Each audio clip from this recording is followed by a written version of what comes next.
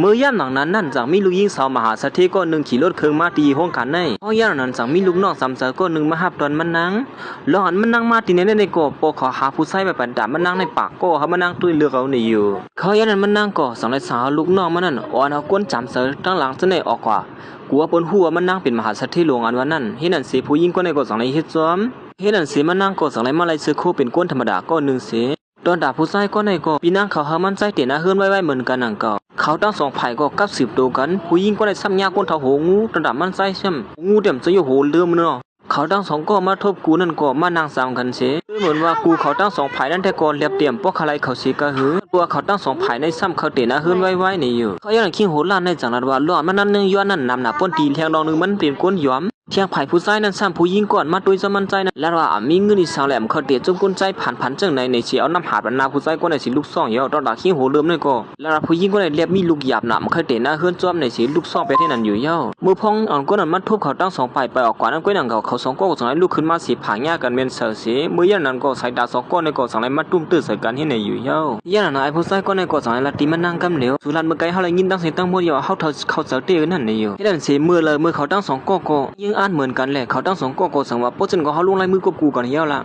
เปิดตั้งสองก็ตะกุนตั้งเฮือนที่เตียงเขาเตียนเฮือนตั้งสองก็แหละนางเฮือนที่ไปรถกุนตั้งเฮือนนั่นเขาก็สั่งลายมาลงลายมือกูกันอยู่เหี้ยเว้ยกาอันขำหูนั่นได้กุนตั้งเฮือนเขาได้เตียงเตียนเฮือนจำกันนั่นได้ก็เป็นเขาตั้งสองก็ในกุ้ยหนังเก่าว่าสิเขาลงลายมือกูกันเหี้ยตัวหลีงามอย่างนั้นผู้หญิงก็ในก็สั่งลายห้องมันใจกว่ากินข้าวจำเลยเตียนเฮือนกันมันเหมือนในนิวเว้ยกาใครยันผู้ใจก็ได้สั่งว่ามื้อเลยมันหลุกว่ายันเหตุการณ์ที่หนึ่งอ่ำป้อยต้านต่างวันคอยอุบกันเที่ยงในอยู่ก็ว่าเขาต้องสองกดตีนะเฮือนเจ้ากันไว้หนาล่ะกับสืบกันก่อมด้านไรไว้อีสังสีอีที่นั่นอยู่ไอ้ผู้ชายคนไหนก็ไว้สิมันผัดผู้หญิงคนนั้นออกมาในกุยของเก่าลูกน้องสามสายมันก็สั่งเรียนออกมาสมมันใจกำเหลียวมันใจได้ก่อมเสยอีสังที่ลูกน้องมันสั่งขี่รถถีบมันกว่าให้นั่นอยู่มันใจไปละในบ้านแทงว่ามือเหลือในปีหน้าเขาหลุดติ่งเย่ามันใจเตียนเฮือนเย่าในอยู่บ้าฮือกดเตียนเฮือนเย่าในฮะในมาในลูกน้องก็ปีนล้มตายลงให้นั่นเนี่ยลุงก็ไหนก็สั่งกับสืบหาปีหน้าเขาว่าน้องชายมันเตียนเฮือนเย่ามือเหลียวในอยู่เมื่ออย่างทอดผู้หญิงก็ไหนก็ตัวมันนั่งก็ส่งซิมตัวเหมือนกันสั่งให้ลูกน้องมันซื้อไปเฮือนหลังหนึ่งเขาจะอยู่จำกันนั่นอย่าไปซื้อเฮือนกันละเขาอย่างมันนั่งกอดสังไรหันเตาน้ำตัวแค่ว่าอยู่นั่นมันนั่งสังไรลาตีลูกน้องมันบ่เขาปวดอะไรปอยาวตีห้องกันนั่นเลยเฮ็ดลองมดเสือเข้มๆเรียบๆไหนลองซื้อไหนก็มีอยู่ล่ะเขาอย่างนั้นค่อยนั่งเก่าผู้ชายก้อนเขาตึกเตียนเฮือนกันเหมือนกอดสังไรมาหันมันเสือเหมือนมันนั่งเก็บยุกยักนั่นมันนั่งกอกลัวผู้ชายก้อนในหัวมันเป็นไม่แห้งมหาเศรษฐีหลวงในในให้แกงเป็นให้ก้นเฮ็ดลองมดเสือตีในอยู่ยาวอย่างนั้นมันนั่งกอดสังไรให้แกงเป็นก้นเฮ็ดกันก้นหนึ่งให้นั่นเสียเขาลูกน้องมันเรียนซึ่งมันนั่งอยู่ยาวยิ่งก้นในกอดสังไรกว่าจ้าไม่เลี้ยงเขาให้นั้นกว่าเราอยู่แห่ในวันนั้นก็สั่งให้แกงอีกอักหลาบหลีปันไม่เลี้ยงเขาให้นั่นอยู่ยาวยันนั้นมันใจก็สั่งไปคำมาหาสิทธามาสู่เหตุการณ์ที่ในเหมือนกันให้มันนั่งสั่งขึ้นถามก็ว่าเตียนซัวมายังเหตุการณ์นั้นก็เป็นที่ในนั่นเพราะไหนเหมือนมันนั่งไรพูดสนั่นก็เป็นคันเสือว่าอยู่ยาวย้อนพัวเป็นดีห้องกันมันนั่งพัวอยู่ซ้ำกันเนี่ยที่ได้วันหนึ่งมาโปเลี้ยงเลยเนี่ยดีคู่กำเหลียวว่ามันเป็นไม่เลี้ยงลวงอันว่านั่นผู้ชายก็ในก็สั่งว่าถึงเขายามันยาวเขาตีย้อนกว่าเหตุการณ์ก่อนเพราะไหนก็หึงมาไม่พุ่งกันกลมต้นในย้อนเป็นเทียงให้นั่นเหี้ยวยันนั้นมันนั่งก็สั่งเลยสั่งให้ลูกน้องมันว่าผู้ชายก็ในเหตุการณ์ว่าไงดีเหตุให้เขาเลยหยาบเสือในอยู่เขายันนั้นก็นั่งเขากวนนั้นว่าเหตุการณ์ในก็มีตั้งนำตั้งหลายเตี้ยๆว่าโหบ่ตั้งไอ้ผู้ชายก็ในเมื่อยันนั้นกวนนั้นหับก้นเหตุการณ์นั้นก็สั่งเลยฮอดมาถึงที่ในก้อยกากวนนั้นหับก้นเหตุการณ์ก็หนึ่งนะได้ก็ก่อนตั้งใจซื้อมันแหละก้อยกาตื้นว่าไอ้ผู้ชายก็แหนมเลยเสือจะใจซื้อมันสิกะหือใจซื้อมันกันถามว่าสู้ก็เหตุการณ์ที่ในเหมือนกันให้เขายันนั้นมันจังขึ้นว่าเขาเป็นก้นหับก้นเหตุการณ์สุยมีเหตุลองจำเสือที่เหนือเมื่อพ่ออ่านเขาด้วยเสียนหมายใจซื้อมันอยู่นั่นก้อยหนังเก่าไอ้ผู้ชายก้อนหับก้นเหตุการณ์อันไรเสือนั้นได้ใช้ซื้อมันก็ต่างรัฐที่ผู้หญิงก้อนหับก้นเหตุการณ์ก็ในรัฐว่าที่เต็มมันยาวใจซื้อมันในเมื่อไรปีปุ่นมันนั่นเฮียนความเต็มเหนียบสุดยันพัวมือขึ้นเฮียนนั่นใจซื้อมันกัดแขนเสียมันกุซื้อกระลองในมันอันไรเสือขนาดหนึ่งก้อยเหมือนผู้หญิงก้นหับก้นเหตุการณ์ก็ในไรยินข้อความสดส่วนไอ้ผู้ชายก้อนในก็สั่งไรลัดขึ้นมากำเหลวว่าใจซื้อมันนั่นปลอมตัวเปลี่ยนเบออ่องสั้นชิปนั่นตื้นเสือลองเตะมันเบออ่องสั้นชิปนั่นตื้นเปลี่ยนนั่นผมมันในอยู่เฮ้ยเจ้านั่นเสกเขาก็สั่งไรเตะได้เสียนเสือว่าใจซื้อมันนั่นมาย้อนเหตุการณ์ที่ในอ่ำคำป้นไรเฮาเอาใจซื้อมันปอกมือขึ้นคำกำเหลวในอยู่ผู้หญิงก็ในก็สั่งนั้นว่าซุ่มคำป้นในคนทัศน์เหตุการณ์เขาสู่ปอกมือเหี้ยวละยันนั้นตอนตัดใจซื้อมันได้ก็เปลี่ยนวนกว้างมาอยู่เหตุนั้นผู้ชายคนนั้นเป็นมหาเศรษฐีหลวงยังก็มาย้อนเหตุการณ์ที่ห้องกันไม่นางนั้นเตียนเขาตึกเตียนเฮือนจำกันนั่นกุ้ยกาที่ห้องกันในสามภาพมันใจแล้วมันใจนั่นปลอมบ่อ่องดีกันว่านั่นล้วนมันใจเลยตามตั้งพิษซึ่งนั้นได้ก็มีผู้ชายคนหนึ่งอันเขายังเห็นดีจอมกันนั่นตามตั้งพิษที่หนึ่งมันใจแล้วตามมันใจได้ก็อ่อนไปหู้ลองอ่านมันใจเลยยากพิษซึ่งนั้นย้อนเพื่อไอ้ผู้ชายคนหนึ่งเขายังก้อยหนังกับไอ้ผู้ชายก่อนมาย้อนเหตุการณ์จอมกันตั้งมันใจนั่นก็สั่งนั้นคือมาที่เตียงก็เป็นก้นเจือในลมก็ที่นั่นเสกเขาก็สั่งให้เขาก้นไปย่านั้นมาลักตัวมันใจออกกว่า เขาอย่างนั้นมันใจได้ก็ตึกวนว่าหลอนบนเงียบไรมันใจนั้นมันใจเป็นมหาเศรษฐีหลวงเสปอมถูเป็นก้นผ่านมาย้อนเหตุการณ์ขณะหนึ่งก้อยมันใจถามว่าบนเงียบไรจึงนั้นเขาอย่างนั้นก้อยหนังเก่ามีน้ำมันเตรียมเป็นเจ้าขององค์การที่นั่นก็มันทุหันสมันใจเสียมันแต่ไม่เลี้ยงก็ในก็กลัวผู้ใจก็ในหู้มันเป็นมหาเศรษฐีหลวงนั่นแหละจากในเฮ็ดยังไม่เฮ็ดลงมดเสือเรียนไปเปียที่นั่นอยู่เย้าก็เรียนไปฉันมันทุบยากกันเสือแทงกับหนึ่งเฮ็ดนั้นเฮ็ดอันเสียเขาทั้งสองก็จากไหนมานางอุบกันยันนั้นมันใช้ก่อจากไหนถามมีน้ำมันตีนเขาทุกเด่นนะเฮิรจำกันนั่นว่าสู่เหตุการณ์ตีในเหมือนกันห้านางก่อจากไหนเปลี่ยนเรียนก่อว่ามันเหตุการณ์ตีในมันน้ำไรลัดในว่ามันเป็นเจ้าของห้องการตีในนั่นยันนั้นใจเจอมันก่อมหัวยิ่งก็ในเป็นเจ้าของห้องการแลถามถึงเจ้าของห้องการนั้นเป็นคนชื่อพองในอยู่เจ้าของห้องการเตียนมันใจละถึงนั่นปีนางเขามันใจเด่นนะเฮิรจำนั่นอ๋อมันใจใครหูลองตั้งผู้ยิ่งก็นั่นใครยันนั้นผู้ยิ่งก็ในก็ย้อนผัวเป็นตัวมันนั่งอะไรมันก่อจากไหนลัดขึ้นมาว่าเจ้าของห้องการก็นั่นเป็นคนเจอลีแหละเป็นก้นหางดีหางเล่าก็หนึ่งในอยู่มันนั่งก็ยองย่อบันตัวเจ้าก่อมันได้ก็ซ้ำบ่เคยขึ้นผ้าขึ้นหมอกลงเฮ็ดนั้นเขาอย่างนั้นใจเจอมันซ้ำขึ้นลัดขึ้นมาว่าเขาเลยยินว่าผู้หญิงคนนี้ซ้ำเป็นคนเหตุการณ์เหตุงานเป็นคนกินเดชช่างเล่าให้เห็นเจ้าฮะตั้งวันในเหตุการณ์เหตุงานกินเกี่ยวกันตั้งวันในจื้อย้อนเบอร์มันใจมหัวก้นก่อนมันถืออยู่นั่นก็มีผู้ให้น้ำมันใจเย้ามันนั่งก็จังขึ้นลัดกิริดก็ว่าเป็นเขาลือหลังขนาดหนึ่งก้อยเขาอย่างนั้นนั่งซึ่งมันก็จังขึ้นถามมันใจว่าไม่ย้อนเหตุการณ์ที่ในให้สั่งออกมาไว้บ่เป็นดันในอันวันนั้นมันใจก็จังในลัดนี้ลองตั้งว่าเพื่อนหับมันใจเขาเหตุการณ์อันวันนั้นเมื่อนางซึ่งมันเลยพูดเช่นนั้นก็จังไรป้องหลานลูกน้องมันเหตุการณ์ชื่ออะไรถึงดิ่มห้าโผมันเขาเหตุการณ์ตีในอันว่านั้นมันก็เป็นป้องหลายไว้นั้นเขาอย่างนั้นลูกน้องสามเสริมมันนั่งก็จังไรมาหาตีกวนนะครับคนเหตุการณ์ในทั้งสองคนในคนเนี้ยทับตอนกำเหลียวโหมาได้ไอ้ผู้ชายก็นำถูกเมียนกันนั่งมันใจหยับขึ้นห้องเย็นตีเหลียวกันนั่นไอ้ผู้ชายก็ในคนเนี้ยกับสืบตัวที่ลูกน้องสามเสริมนั่งซึ่งมันอันนี้เป็นใต้ก้นนั่งซึ่งมันไว้อยู่แล้วนั่นเขาอย่างนั้นผู้หญิงก็ในก็จังไรลัดขึ้นมาซื้อใจซึ่งมันพวกคนนั้นมาย้อนเหตุการณ์พวกนั้นจึงเขาหับเข้ามากำเหลียวนี่อยู่กวยกับคนนั้นเขาสัมปลืมออกมือก่อนเย้าผู้หญิงคนนี้ก็อาเสลัดขึ้นมาว่าเขาจึงมือเย้าในวันนั้นผู้หญิงคนนี้เลยพูดเช่นนั้นก็ปีนั้นตุกเสือขึ้นมากำเหลียวเสียเขาในเนียดขับขึงกันกำเหลียวสามเจ้าเช่นนั้นได้ชูมหรือมาเหตุการณ์เย้าผู้หญิงคนนี้ก็เนียดขับขึงกันกำเหลียวเย้าเขาอย่างนั้นนั่งซื้อมันก็ตื้อปั่นแห้งเสือใจซื้อมันอยู่ว่าอย่าไปไม่เสือเขาว่าได้หมังเผาเป็นก็พิษเปิงก็เป็นไรนั่นในอยู่ด้วยการใจซื้อมันสั่งว่าเขาตั้มแต่ย้อนให้อาสั่งเขาปลืมหัวว่านั่นยันนั้นมันนั่งก่อสั่งย้อนด้วยเช่นหมายใจซื้อมันเป็นชื่อหือพองในนั่นย้อนปัวมันใจเป็นปริมหลวงเจ้าของกลุ่มนี้ก็นึงแหละไล่ปกป้องนาการมันนั่นก็ตื้นคึกเขี้ยวอยู่แย่ละเนาะเหมือนมีนางมันเลยหันเช่นนั้นก็ปีนั้นเพ่งโปตีนาการมันใจได้เดียวว่าด้วยการย้อนเปิดสังเลยถึงตีโครงการได้ช่ำฮับมันใจแบบนั้นปีนั้นเปิดเพิงเสือไว้อยู่เขายันนั้นก็หนังเก่าเสียงพงมันใจก็จังให้หลังขึ้นมานั่นได้ก็เปลี่ยนผู้หญิงก็มาไกลกับสืบมาหามันใจเข้ามาเหตุการณ์ลองมือไกลนั่นลองพิษเปิงขนาดหนึ่งก้อยในอยู่เมื่อยันมันใจก็เป็นยินซุ่มเดียวว่าหลอนและเหตุการณ์ที่ห้องการที่ในนั่นมันใจก็จังให้ลัทธิมีนางว่านั่นว่าหนังคือที่เป็นการยินซุ่มเตรียมมันรายการนั้นตีเลี้ยงเข้าอย่างนี้อยู่ยันนั้นนั่งเสื้อมันจังขึ้นว่าถึงเขาย้ำดูการย้อนเขาตีบอกเมื่อย้อนปัวไปเจ้าโครงการก็ตีมือเลยก็ไรนั่นน่ะใจเสื้อมันจังขึ้นถามว่าเฮ้ยช่างได้เขาย้ำขี้ในชูปอตีลือการย้อนเขาเนี่ยจะไล่อยู่ที่ห้องการได้มามันนั่งก็ตีละดอกว่ามันเฮ็ดนาการจันทานีสังในก็ซ้ำใครลาดหยาบไว้เลยเป็นนังคันจะว่าอยู่นังเก่าเขายันนั้นก็นังเก่าจังมีคนเฮ็ดกันเราหมดสองก็ลาดอุบกันมาสิว่าถึงเขาย้ำดูการนั่นก็เฮ็ดมือย้อนผู้เสนอสิเฮ็ดเธอใจเสื้อมันในทางผิดก็ว่านั่งเสื้อเฮ็ดกันลองหมดใส่กุ้ยลงในถึงเขาย้ำดูการเอาเปลี่ยนเจ้านั่นในนัวมันนั่งก็กลัวใจเสื้อมันหัวมันเป็นเจ้าของห้องการในจังไรกว่าเฮ็ดนั่นเฮียเฮ็ดนั่นสิเขาทั้งสองก็จังไรมากินเกี่ยวกันอยู่เย้าเดี๋ยวในกว่าที่เลยเฮ็ดกันที่เลียวกันเย้าในอยู่มีน้ามันจังว่าร้อนที่เขากินเกี่ยวกันในมีร้อนเขาห่มนากันขนาดหนึ่งกุ้ยห้ากุ้ยมันแจ่มบ้วนรอยชีดร้อนเขาเตะนะเฮิรนกันในนั้นเขาอย่างนั้นกุ้ยหนังเขาใต้โกนก็จังไรฮอดมาถึงตีในอันนี้ก็ปุ่นตั้นห้องเสร็จแล้วนั่งโยนั่งเย่ลงมาขึ้นกำเหลียวเฮ็ดนั่นเฮียเหมือนไอ้ผู้ชายก็ในเลยหันไปนั่งซื้อมันกุ้ยหนังเขาเป็นตุกเสือลงกับกำเหลียวกุ้ยการมือพอดมันใจเตือนที่กับสืบนั่นกุ้ยหนังเขามันใจกลมหูจักซื้อมีนางมันชูจีบือก็เขาลืมกว่าเนี่ยเหมือนนางซึ่งมันอันที่กับสืบตัวนั่นกุ้ยหนังก็ไอ้ผู้ชายก็ในก็จังว่ามันต้วงขึ้นมาหลายเย้านางซึ่งคำถามว่าไอ้ผู้ชายก็ในหัวมันเป็นมหาเศรษฐีหลวงเลยเป็นเจ้าของห้องการในเชฟเป็นอันตุกเสือว่าอยู่เย้ากว่าขี้ลิงเขาหัวก็ไม่แท้มันกลัวใจเสือมันหัวมันเป็นมหาเศรษฐีไอ้ได้โกงจังนั้นขึ้นมาเปลี่ยนมีนางสูงหือละในสูลงในมือกับกูกันนั่นถึงตีนางซึ่งมันสมบูรณ์ลมใจลงกว่าเฮ็ดนั่นเฮียมันใจจังว่าเขาลืมกว่าเตนี่เขาเตนี่คือจมเขาเก่าให้นั่นเนาะว่าฮัลโหลเขาตั้งสองก้อนนั่นเป็นมหาเศรษฐีตั้งสองก้อนจำเสียงซิมตัวซิมมาเตนะเฮือนจำกันตั้งสองก้อนเมื่ออย่างนั้นได้ก็ใจเสื้อมันก็สังลัดขึ้นมาเฮ็ดให้เขาตั้งสองก้อนซัมโปลมใจลงกว่าไอ้ผู้ชายก็นั่นนำลัดออกว่ามันใจเป็นเศรษฐีเลยผู้หญิงก็ในก็ลองไอ้ผู้ชายก็นั่นต้องมันไหลว่ามันนั่งเป็นเศรษฐีไหนนั่นย้อนนั้นไอ้ผู้ชายคนในก็สั่งไล่กับสืบตัวมันดีนั่งซึ่งมันเสียว่าไม่มีใครก็สำเสกันนั่งใจซึ่งมันในเย้าหรือสินะก็ใต้ก็ใจซึ่งมันสั่งละแทบว่าแทงว่าเมื่อมือสู่สนของก็เตนะเฮิรนกันเยาก็มืออยู่ซ้ำกันเฮียวละในอยู่เฮ็ดนั้นเสียถึงที่เฮ็ดให้เขานั่งสองก็ซัมโปลีไอลงกว่าเฮ็ดนั้นมันใจก็สั่งไล่ป้องละใต้กงละนำหนาละในอยู่ก้อยก็ซึ่งหือก็เย้านั่งซึ่งมันก็สั่งละว่าที่ห้องใจซึ่งมันมือด้วยดีเฮิรนมันนั่งในอยู่เมื่อย้อนนั้นใจซึ่งมันได้ก็เป็นเลียแห้งหนาละเสียว่าลองในมันก็ไหวหนาป่นตีเขาย้อนมันใจก็สั่งในห้องใต้กงออกกว่าที่ในกำเหลีย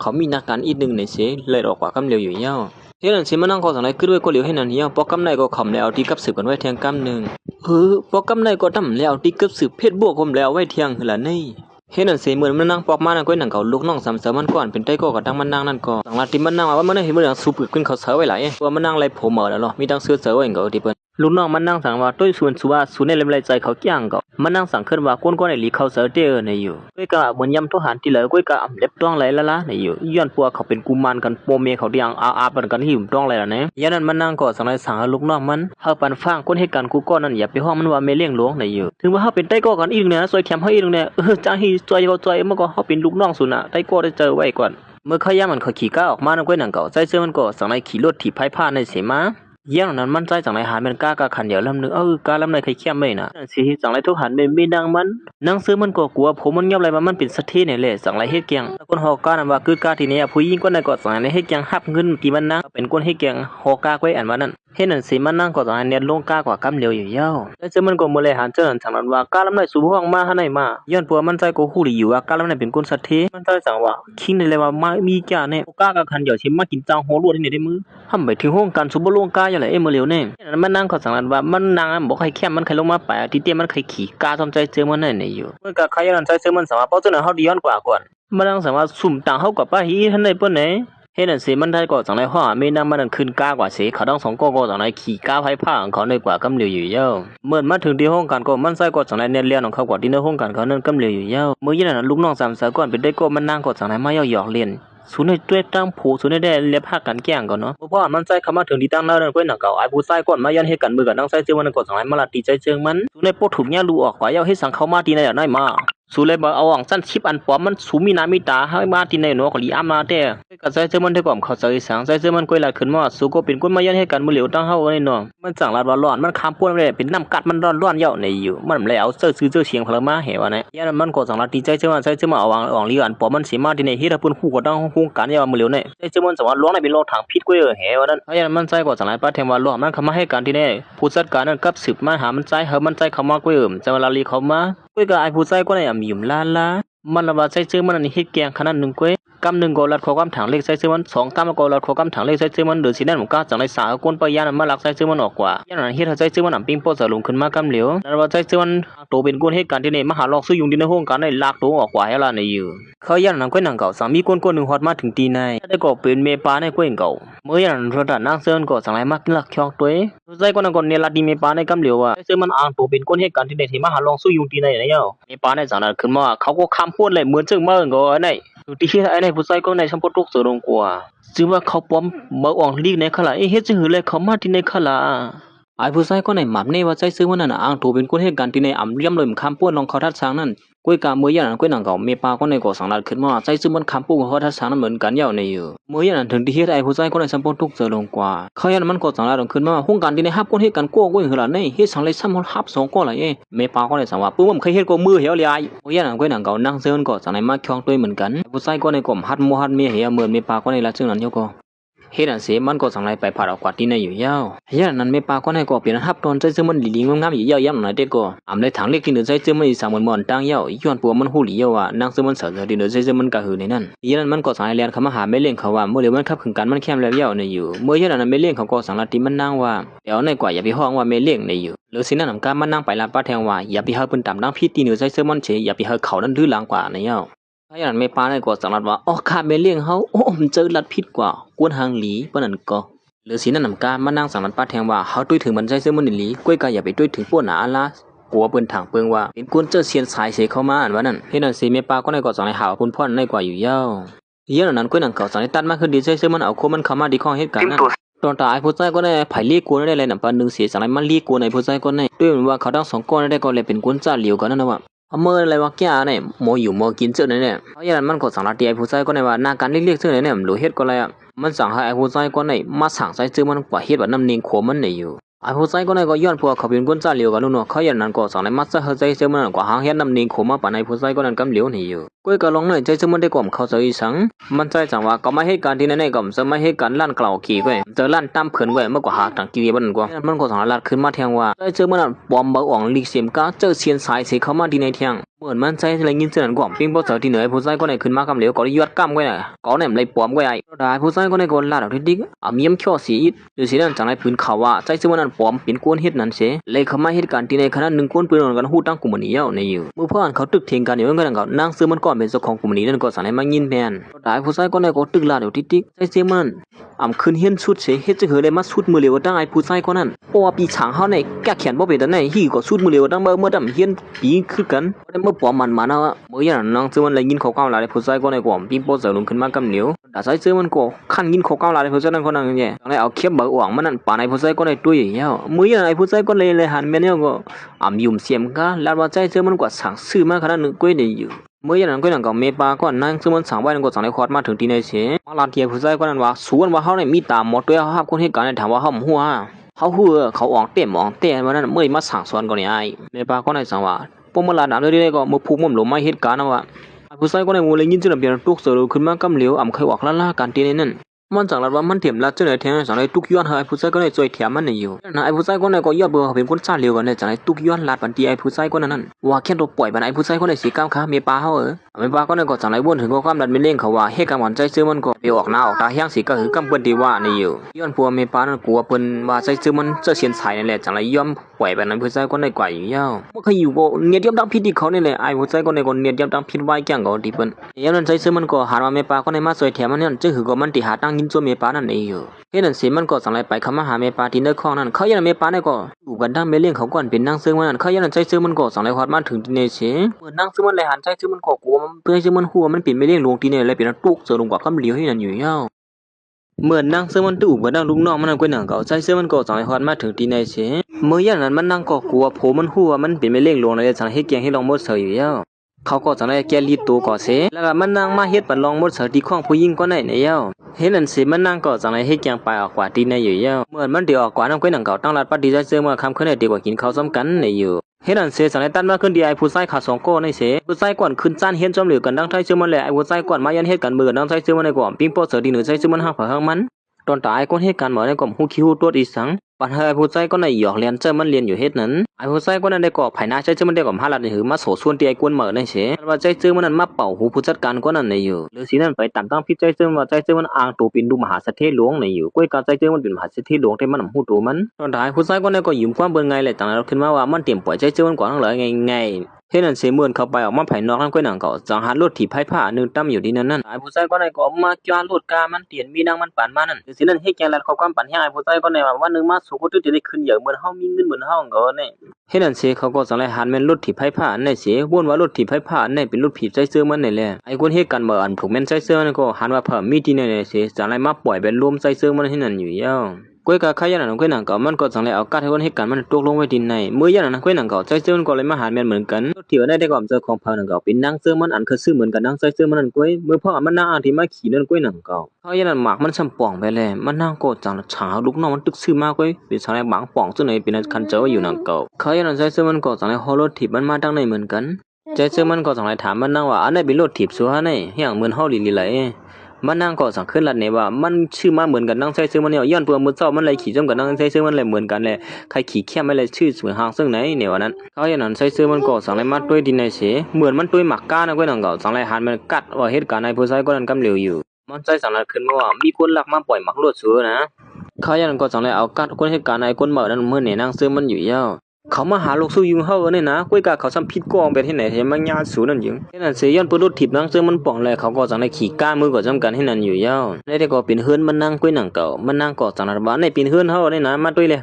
ยันมันใจก็สั่งว่าหัวมีน้ำมันเป็นคนให้การลงมดเสริญก้อยให้สั่งเลยมีเฮือนอยากมุ่งไปดันในอยู่นั่งเสื้อมันก็กลัวใส่เสื้อมันหัวมันเป็นคนชัดที่ไหนเลยมันก็สั่งเลยซับเลี้ยงเนี่ยว่าเฮือนที่ไหนเนี่ยจะเฮือนมันนั่งเป็นหนังเก่าเป็นเฮือนไต้ก็มันก้อยเนี่ยยาวเยี่ยก็เขาเลยไข่กว่าที่เนี่ยเลยเขาสั่งเลยไข่โป้ไปที่นั่นก้อยเนี่ยว่าเนี่ยมันใจก็ตึกลัดว่าจะหือก็มันตึกกาอยู่ก้อยเนี่ยอยู่เขายันนั่งเสื้อมันก็สั่งลัดว่าเฮือนในมันเลยชื่อเย้ามันเลยใส่เป็นเรือนอีดเนี่ยอยู่ ตอนถ้าใช้ซื้อมันซ้ำบ่นว่านั่งซื้อมันทุกข้าน่ะถึงดีกว่ากูเงินสิมาซื้อเฮือนจังได๋มันเตรียมปล่อยให้นั่งซื้อมันเลยหยับเซอในว่านั้นมันติดจ่วยนั่งซื้อมันในแบบเอาเลยนะแกะเงินเฮอในนะเอาเลยจ่ายช่วยชูเกยอ่ะตอนถ้านั่งซื้อมันซ้ำบ่นว่าใช้ซื้อมันถึงมาหาเหตุการณ์ไว้ที่มาซอยจังได๋ได้ทุกข้าซะมันนั่งแหลมพร้อมท่าลาเห็นในเที่ยงไล่ก็นั้นเขาทั้งสองก็เป็นคนมีเหเขาถางว่าไผเป็นคนพันมานั่งซ้ำถามโผเป็นคนพันโผซ้ำถามว่านั่งเป็นคนพันในนั้นขนาดเนาะที่เตียนเขาทั้งสองก็เป็นคนมีในขนาดไหนมันใจจังว่าสุบินตอนตาเฮาอย่าเฮาเตรียมปล่อยให้สุลูกค้าเหมือนนั่งซื้อมันเลยยินจังนั้นก็สังละขึ้นมาสุรัตว่าเฮาเป็นคนสวยอยู่ในห้ามันนั่งก็สั่งให้เกียงเข้ามาหยอกใส่เสื้อเหมือนซึ่งว่าเดี๋ยวไอ้ใส่เสื้อมันขนาดไหนที่ตื้อเฮ็ดให้มันใจเหลียอายลงกว่าตอนแต่นั่งซื้อมันก็ซ้ำบ่ใครเหลียอายโทเจ้าเก่าลงขึ้นที่นั้นมันใจก็เหลียอายน่ะเรียนไรเรียนปอกมาหาปีนางเขาอันมีอยู่ที่เฮือนน่ะก้อยกะเมื่อพอมันใจตึกง่อยเข้ามานั่นก้อยหนังเก่าปากคนนี้กันเฮือนก็จะให้มัดตักมันใจเสมันใจก็หันให้เปลี่ยนปานก็ในรัดความหลั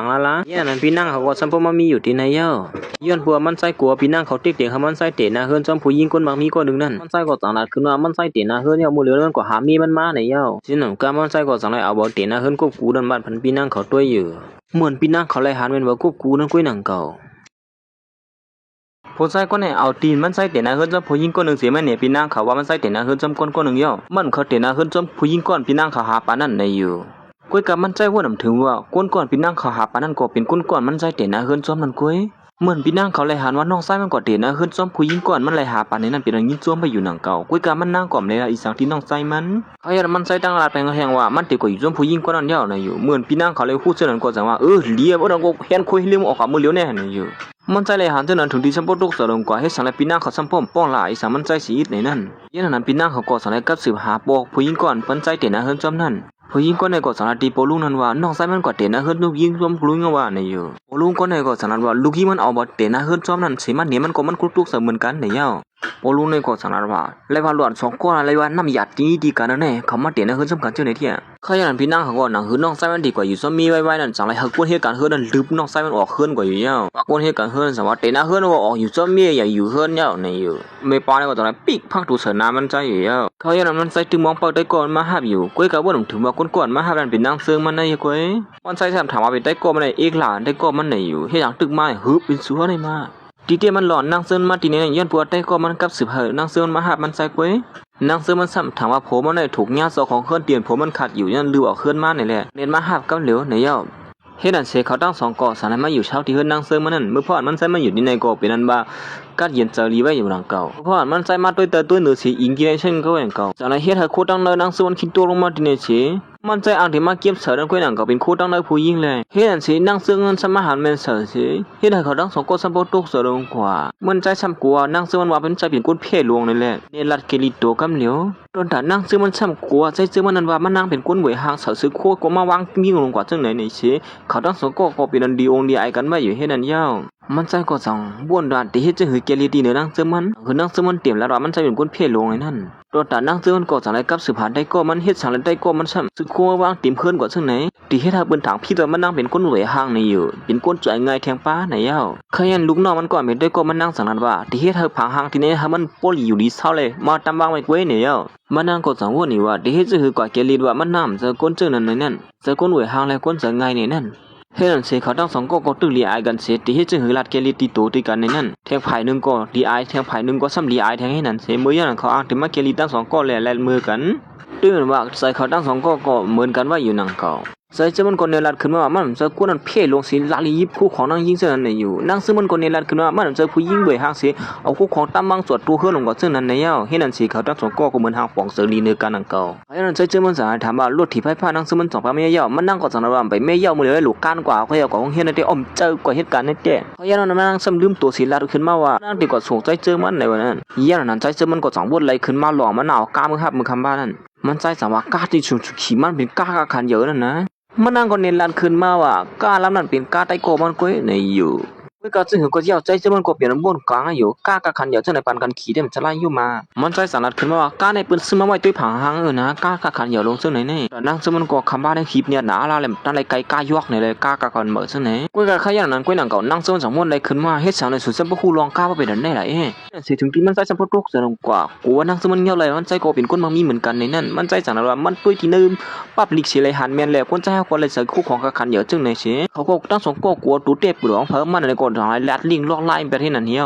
ก้อยกำมือเหลียวถึงเข้าย่ำถือไว้ให้การมันใจก็คลิปเนี่ยหนาละ ว่าติดตุกลื่นเนี่ยมันสั่นเนี่ยเตียนนั่นเต้านะเฮ็ดนั่นเสียสารด้านมาที่ห้องการสามีกากะขันเหยอลำหนึ่งเสียมาฮอกคือด้วยที่ในนั้นกวนกวดลวงกามันได้ก่อมเสือเปื้อนเสือเผาหนังเป็นไอ้ผู้ชายก่อนแบบเป็นผู้จัดการอีดอดนั่นกุ้ยไอ้กุ้ยให้กันเหมือนมือกันนั่งใส่เสื้อมันเลยหาไอ้ผู้ชายก่อนไอ้ลวงกามาก่อนยอมคำเดียวยอมเขาบอกให้ขึ้นแถวกลางเท้านี่มั้งเขา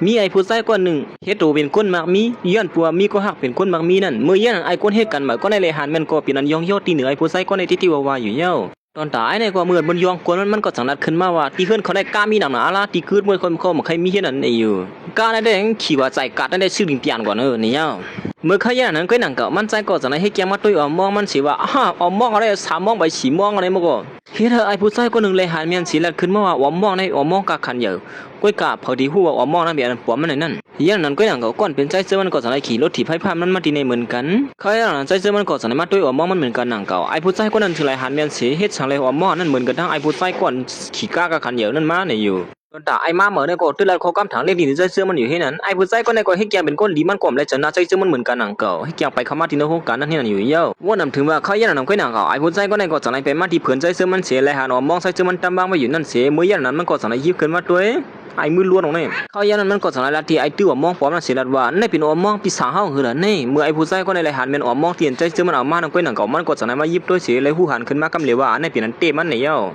มันก็สังหวนอยู่ว่าเฮ็ดจังหือเลยใจเสื้อมันมีมองนั่นในเย้าเขาอย่างนั้นใจเสื้อมันก็จะมาที่ในเสียไอ้ผู้ชายก็ในกลุ่มหมับเนี่ยใจเสื้อมันกำเหลวว่าใจเสื้อมันเล่ามองเปิ้นมาในเย้าเขาอย่างนั้นใจเสื้อมันก็จะขึ้นมามองนั่นเป็นมองมันก้อยในเย้าไอ้ผู้ชายเขาสองก้อนนั่นก็มาเลยยินเสื้อนั้นก็จะคือขู่สนะใจเสื้อมันสิลัดขึ้นมามองในมีอันเหลียวก้อยในมึงกวนในเย้าอย่าไปหมับเนี่ยว่าใจเสื้อมันเล่ามาในเย้าก้อยก็ใจเสื้อมันหือดีกว่าย่อมหักมึงไงล่ะไหนมันใจมันแล้วคารุนอนตอนตาไอ้กวนเหมือนในกดทางห้างไล่ลัดนะเฮ้จังไรห้องสว่าใจเจอมันเล่ามองมันเสียอ่อนกันมัดไว้เลยเฮ้เนี่ยอยู่เมื่อยังกวนเฮ็ดกันจะในอ่อนมุงนามาสุดใจเจอมันเสียอ่อนกันซ้ำถึงซื้อสมอ่อนกว่าเสียในวงการนี่ตอนตาไอ้ผู้ชายก่อนตื้อมองปอนก็เมื่อเลยหันเปิดถังเล็กตีนใจเจอมันก็เป็นอันปิ้งโป๊เสือไว้อยู่เหมือนกันเขาอย่างไอ้ผู้ชายก่อนในหันมองเมื่อใจเจอมันตื้อขึ้นมาก็เลยหันเป็นเสือเสียก้อยกาตอนตาใจเจอมันก็จังไรย้อนศักดิ์ศรีมันดีเขาสุรัตว่าเขาละไอ้มีศักดิ์ศรีให้สิมันใจละจังอย่างเงี้ยมันใจก็จังไรยี่แบบมามองมันขึ้นที่นั่นอยู่ไอ้เนี่ยก็จังไรขึ้นมาเมื่อกลางนั้นมันหันว่าใจเจอมันก็เสือเหมือนกันเนี่ยไอ้เกี้ยของก็เนี่ยก็มาเลยยินเจนหันจังไรขึ้นมาว่าสูเนี่ยเจอคนหลักที่เตียนก็สูเป็นของปลอมเลยปะเนี่ยตอนตาไอ้ผู้ใจก็เนี่ยก็ให้แกงละที่ใจเจอมันสูเสืออันปลอมมันก็น่าเรียกให้กาหึงเขาเนี่ยใจเจอมันก็จังว่าสวยจึงหูเลยว่ามันเป็นอันปลอมอันมันนั่นไอ้เนี่ยคนเรียนตาเราขึ้นมากำหนิ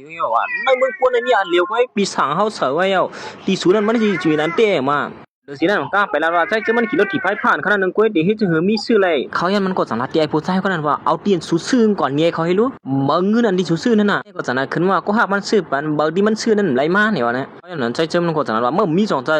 เขามีอะไรเมื่อยันนั้นใจเจอมันก็สังนัดเอาว่าดีมันซื่อมานั่นเสียมันเนี่ยเขากำเดียวอยู่เย้าเมื่อยันนั้นไอ้ผู้ชายคนนั้นก็มือไหวปีเซิงก็มายิบตัวสิลัดว่าเฮ้ยเป็นอันเต้มันเนี่ยนะกาขันเป็น2 ล้านกำเหลียวนี่อยู่ยันนั้นถึงที่เฮ็ดให้กวนเหตุการณ์จะได้สัมปตุกเจอลงกว่าห้างเพิงมันอยู่ตอนตายเนี่ยก็ตุกเจอไว้เหมือนกันนั่งเก่าไอ้ผู้ชายก็เนี่ยก็กลัวเพิ่นเงี้ยวอะไรคุกของมันเป็นปลอมเล่นสันว่าก็ฮักมันชื่อนอกเมืองเลยในเมืองเลยอยู่ในเวียงเขาเนี่ยก็มีเทียงอันนายโยมฮะไอ้เนี่ยก็สั่งขึ้นแล้วขึ้นว่ามันเปลี่ยนชื่อนั้นกว่าทางแต่ก็ถามวันนั้นนะมั้งลองในก็ยาวเฮล่ะเพิ่นก็ไว้ก็ลองในใจจื้อมันก็ยังไงจังไรให้เขาเนี่ยยอมตามผิดกำเหลียวนี่อยู่นี่ก็ใครยอมต้องพิธีเนี่ยใช่เชื่อมันในฉลาดว่าเขาเป็นคนให้การต้องการดูเจอช่วยเจอตีนักไม่เจอกันลวกยังเมื่อเลยเมื่อใครยอมต้องพิธีก็ใจเชื่อมันก็ฉลาดว่าชุบมันในใกล้ลาดน้ำหนาละต้องเจอในใจเชื่อมันก็จะเอาน้ำหาดมันนายเพื่อใจก็ในเหี้ยก็จะในมาป้องเอาหนาอย่างนั้นเดี๋ยวก็เขาส่งตัวพี่น้องเนี่ยไอ้เคสคนให้การมาเนี่ยก็ฉลาดว่ามันตื่นเต้นป่วยใจเชื่อมันก่อนล้าในเหี้ยเขาอย่างไอ้ผู้ชายกว่านั้นถูกแม่นใจเชื่อมันมีมือคืนเที่ยงจำกันนั่นก็ฉลาดว่าไม่ปีเสือหนาแล้วลวกในเขาหลุดหาลวกไล่ขับขืนการเนี่ยมื่อมังชนนะสุดตาได้อะไรนั่นเอ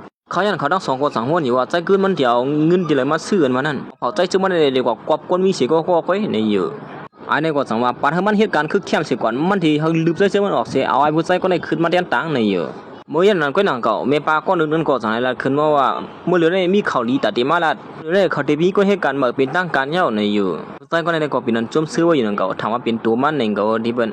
ก็อ้างที่ลูกขึ้นมาเก่าเขายันนั้นแท้เมื่อพ่ออันเปิ้นปืนข่าวว่าพลาเป็นคนอ่องป้นรองอันคนเหตุการณ์นั้นไอ้ผู้ชายก็ได้ถามว่าเป็นตัวมันไหนเขาอย่างนั้นเปิ้นก็จังไรอยู่แล้วว่าเป็นใจเจอเหมือนนั้นถึงที่ไอ้ผู้ชายก็ได้ปิ้งโป๊เสือลงขึ้นมากำเหลียวตอนตัดใจเจอมันได้ก็เป็นนั้นตุกเสือลงกว่าเหมือนกันไอ้ในก็จังไรขึ้นมากำเหลียวเขาว่าที่มีลมพิษเปลืองเขาอยู่ในเมปาก็ได้จังไรขึ้นมาว่าได้เป็นเจ้าของโครงการหลวงแต่ตัดเยอะเมื่อที่ว่าหือเที่ยงไอ้ในมันเคยก็ออกมืออย่างไอ้ผู้ชายก็ได้ก็ปิ้งโป๊เสือไว้อยู่นั่งเก่าเลยหันว่าใจเจอมันคำป้นเยอะคุยกับขึ้นมานำคำป้นนั่น หล่อนใจเสื้อมันคำป่วนนั่นได้ก็เมปาคนไหนและฮับคนที่สั่งมาที่ไม่เลี้ยงหลวงเขานั่นเขายันใจเสื้อมันก่อนหนังคือที่เป็นการยินส่วนเมปานั่นแหละจากไหนคำมาถึงที่ไหนเสียเมปาคนไหนก็เหมือนใจเสื้อมันหอดมาถึงที่ไหนนั่นก็หนังเก่าเนี่ยลาเอาใจเสื้อมันลงมากำเหลียวเสียย่อก็สั่งรัดขึ้นมาว่าใจเสื้อมันเลยสู้ตอนย้อนปัวเหตุการณ์กัดเขียนหนาลามันเหลียวได้เป็นเงินสู้ไหนอยู่เมื่อยันมันใจเลยหันเสนอก็เป็นโรคเสืออยู่หนังเก่ามันใจสั่งว่าฮู้กันในเจอรีบ่เป็นตอนนั้นที่ให้มาเหลือเสียนั่นมันกาติดใส่บัตรเงินมันใจหนึ่งเหลือเลยหนึ่งเสียนไหนเย้ามันใจก็เป็นโรคเสือไว้เหมือนกันหนังเก่าว่าหนุ่มถึงว่าก้นเหตุการณ์เหมือซึ่งหลังมั่นใจนั่นจะได้เงินเป็นหนึ่งเสียนนั้นว่านั่นเมื่อพ่อใจเชื่อมันหับเงินสู้เสียออกมาดินเนอร์ของผู้จัดการนั่นก้อยหนังเก่าเขายันไอ้ผู้ใจก่อนเขาไม่ให้การเบื่อนั่งใจเชื่อมันก็เลยมาหาเบียนเสือเสียย่อก็ว่นว่าใจเชื่อมันถูกผู้หญิงคนนั้นเลี้ยงถูด้วยถึงลุ่มลามาในเย้าเที่ยงภายหนึ่งตอนตานั่งเชื่อมันเขาก็สันนิษฐานว่าอุกคุมกันลองน้ำต้นเนื้อปีในนั้นเดี๋ยวน้ำต้นมากคือหือเหมือนนั่นอยู่ต้นนั้นไหลขึ้นมา35%ในมันนั่งตึกอ่ำปิ้งโปเตอร์ตึกว่าไหลอยู่มันนั่งใครให้ไหลก็คือที่กว่าหูก้อยกับมือพ่อมันนั่งอ่ำปิ้งโปเตอร์อยู่นั่นก้อยหนังเก่าใจเชื่อมันก็สันนิษฐานกับสืบมาหามันนั่งใจเชื่อมันก็สอนให้ถามมันนั่งว่า2,000ลือกันเมื่อเดี๋ยวในบ่ลือกันเย้าตีกว่ากินจ่อกันในเย้าเหมือนมันนั่งไหลยินข้อความใจเชื่อมันหลัดขึ้นว่าตีปอกเมื่อเห็นเขาพากไว้ปานในอยู่เขาย่านถึงที่มันนั่งอันตึกป้องหลานลูกน้องมันอยู่นั่นก้อยหนังเก่าจังไรวางพงเสียละตีลูกน้องมันนั่นว่าปังกูไม่ขึ้นลือใครได้1ก้อยเมื่อเดี๋ยวในใครปอกมือก็ปอกมือข้างเผามันเหี่ยวละในอยู่เขาย่านถึงตีก้นเหตุการณ์เสน่ห์อันตึกขึ้นบางกลุ่มตึกยาลาอยู่นั่นก็เป็นยินจ้วมลงไว้เห็นนั้นยี่ดังตึกว่าอยู่เขาถามว่าตียาลานำเลยเสน่ห์มื้อถูได้ยินจ้วมปอเลี้ยงเขานั่นมื้อเป็นคู่หักไม่เลี้ยงเขานั่นซ้ำจนจะไหนเขายาลาตั้งขึ้นในคำในมื้อเลยนวลเตี้ยเฮ็ดนั่นสิมันใจก็สังรัดว่ามันติมาเฮ็ดเขาพักเปิดถามมีนางวันไหนมาช่วยมาคือช่วม2-3พูดเดียวพักกาดพักหนีอย่างเสียงหัวตีเต้ก็เตียนมันใจเฮ็ดนั่นก็เป็นข้าวซอยเอาตัวขนาดนึงก้อยข้าวซอยเอาตัวตั้งน้ำมันเหลือๆแล้วก็ขวาเขาก็เลยกินนั่นแหละเหมือนนั่งซึ่งวันไหนหันจังก็เป็นตุกเสือลงกว่าถามว่าน้อยจึงมันตีเฮ็ดสั่งมาคือเข้มหรือสิแน่มันนั่นมันใจจังว่ามันใส่กวกคือเข้มลงบาดแทงกว่าแล้วในอยู่ซึ่งคือก็ยาวมันนั่งก็สั่งให้ยิบกินด้วยข้าวซอยเอาตัวเตียนใจจังมันเฮ็ดได้บัดมันนั่งนั่นก้อยหนังเก่าเขายันใจจังมันก็เป็นกินหวานกินมันไว้เตี้ยหนังว่าหนังเก่าเขายันมันใจก็สั่งหลายๆในนั่งซึ่งลองมันก็เล็กนั่นเพราะว่ามันใช้กินข้าวซอยเอาตัวเพราะในสูงป้อมถึงวันเกิดมันนั่นมันใจเตรียมเลยกินในย้อนเปิดสั่งลาเปลี่ยนจังนั้นแหละย้อนเปิดพ่อแม่เขาบ่นว่ามันนำป้อหลีต่อไปอยู่ลีย้อนเพราะว่าเขานำเจ้าก้นผ่านเขาเนาะแต่มันใจในซ้ำเพราะว่าใครกินตั้งกินก้นผ่านนั่นที่เลยเปิดถึงวันเกิดมันนั่นขนาดไหนเมื่อย้อนนั้นถึงที่แม่นางมันซ้ำถางพี่ก็ว่าผมมันตุกข้าเพราะเป็นโดนได้5ตาที่เลยกินเขาช่วยเอาตัวก้อยป้อมถึงมันเกิดทำไรกินเขาที่คันเสือเตี้ยกันในเหวนั้นว่าสินั่นย่อมันใส่ก่อสันในสู้ออกมาเงินเตียนเป็นปันเงินสู้มันเตียนมันใส่เหตุการณ์นั่นในอยู่มันใส่ก่อสันในเอามายินเป็นเมนางมันเขายันนั่งซื้อมันก่อสันว่าในเป็นเงินสู้เอาไว้แหละไม่เกิดจึงหือก็ย่อมันใส่ก่อสันตีมีนางมันนั่นว่าเงินในมันก็หามาตอนตามีนางมันตีเฮมีนางมันยีใบก้อยในอยู่ตอนตานั่งซื้อมันก็สังไรเอาไอ้เงินนั้นเสียละขึ้นมาว่าเงินในเขากันตังเสือตัวเขาก้อยกระวนถือว่าเงินในสมัติตุกที่ในมือเขาขึ้นหลังให้มาเห็นนั่นเสียใจซื้อมันก็สังไรถามถึงเมเลี้ยงนั่นให้สามันบอกมาเหตุการณ์เสียปอกที่มือเขาเหตุการณ์ในมหานายปอกในเย้าเขายันมันใส่ก่อสังไรละในมีนางมันบาดแทงว่าคนที่เหตุการณ์ในเหตุการณ์งานอย่างซ้ำถือซื้อเป็นโก้หนึ่งอยู่ก้อนหนึ่งวันพี่น้องใต้เขาเนี่ยสุ่มหูเว้ยทำถือซื้อก้อนนั้นก้อนไหนเห็นไหนที่กำบากก้อนนั้นเห็นไหนวะกำบากก้อนนั้นเห็นนานวะนี่ห้องการในชุ่มเปี้ยนเบอร์ก้นจะไหนอยู่มายันมันนั่งก็ต้องถามพวันบ้านเหตุการณ์ในปืนเปี้ยกินชูเองก็ห้าปดทันบันนั้นขายร้านใส่เสื้อมันก็สังไรละในไม่นานมันขึ้นว่าก็ตีเหตุการณ์มีก้นเหตุการณ์เหมือนก้อนหนึ่งปดที่ถูกแม่นห้อยก็คือตีมันก็เป็นไอ้ผู้ชายก่อนมาเหตุการณ์เหมือนกันนั่นก็เก่าเขายันมันก็สังไรมาเป่าหูก้นเหตุการณ์เสนอสีลาว่ามันหาไอ้ใส่เสื้อมันออกมาดินเนอร์ของผู้จัดการนั่นลาว่าผู้จัดการนั่นลิงด้วยถึงลุ่มลาใส่เสื้อมันในวันนั้นใส่เสื้อมันมีเงินก็ยันผู้จัดการก็นั่นด้วยถึงลุ่มลาเห็นในวันนั้นไอ้ผู้ชายก็เหตุการณ์เก่านั่นได้หู้ดีว่าผู้หญิงก็นั่นมีผัวเยอะลุงบอกก็เยอะในอยู่จังว่ามีผัวก็มันจังที่อย่างมันจังเก่ามันคือก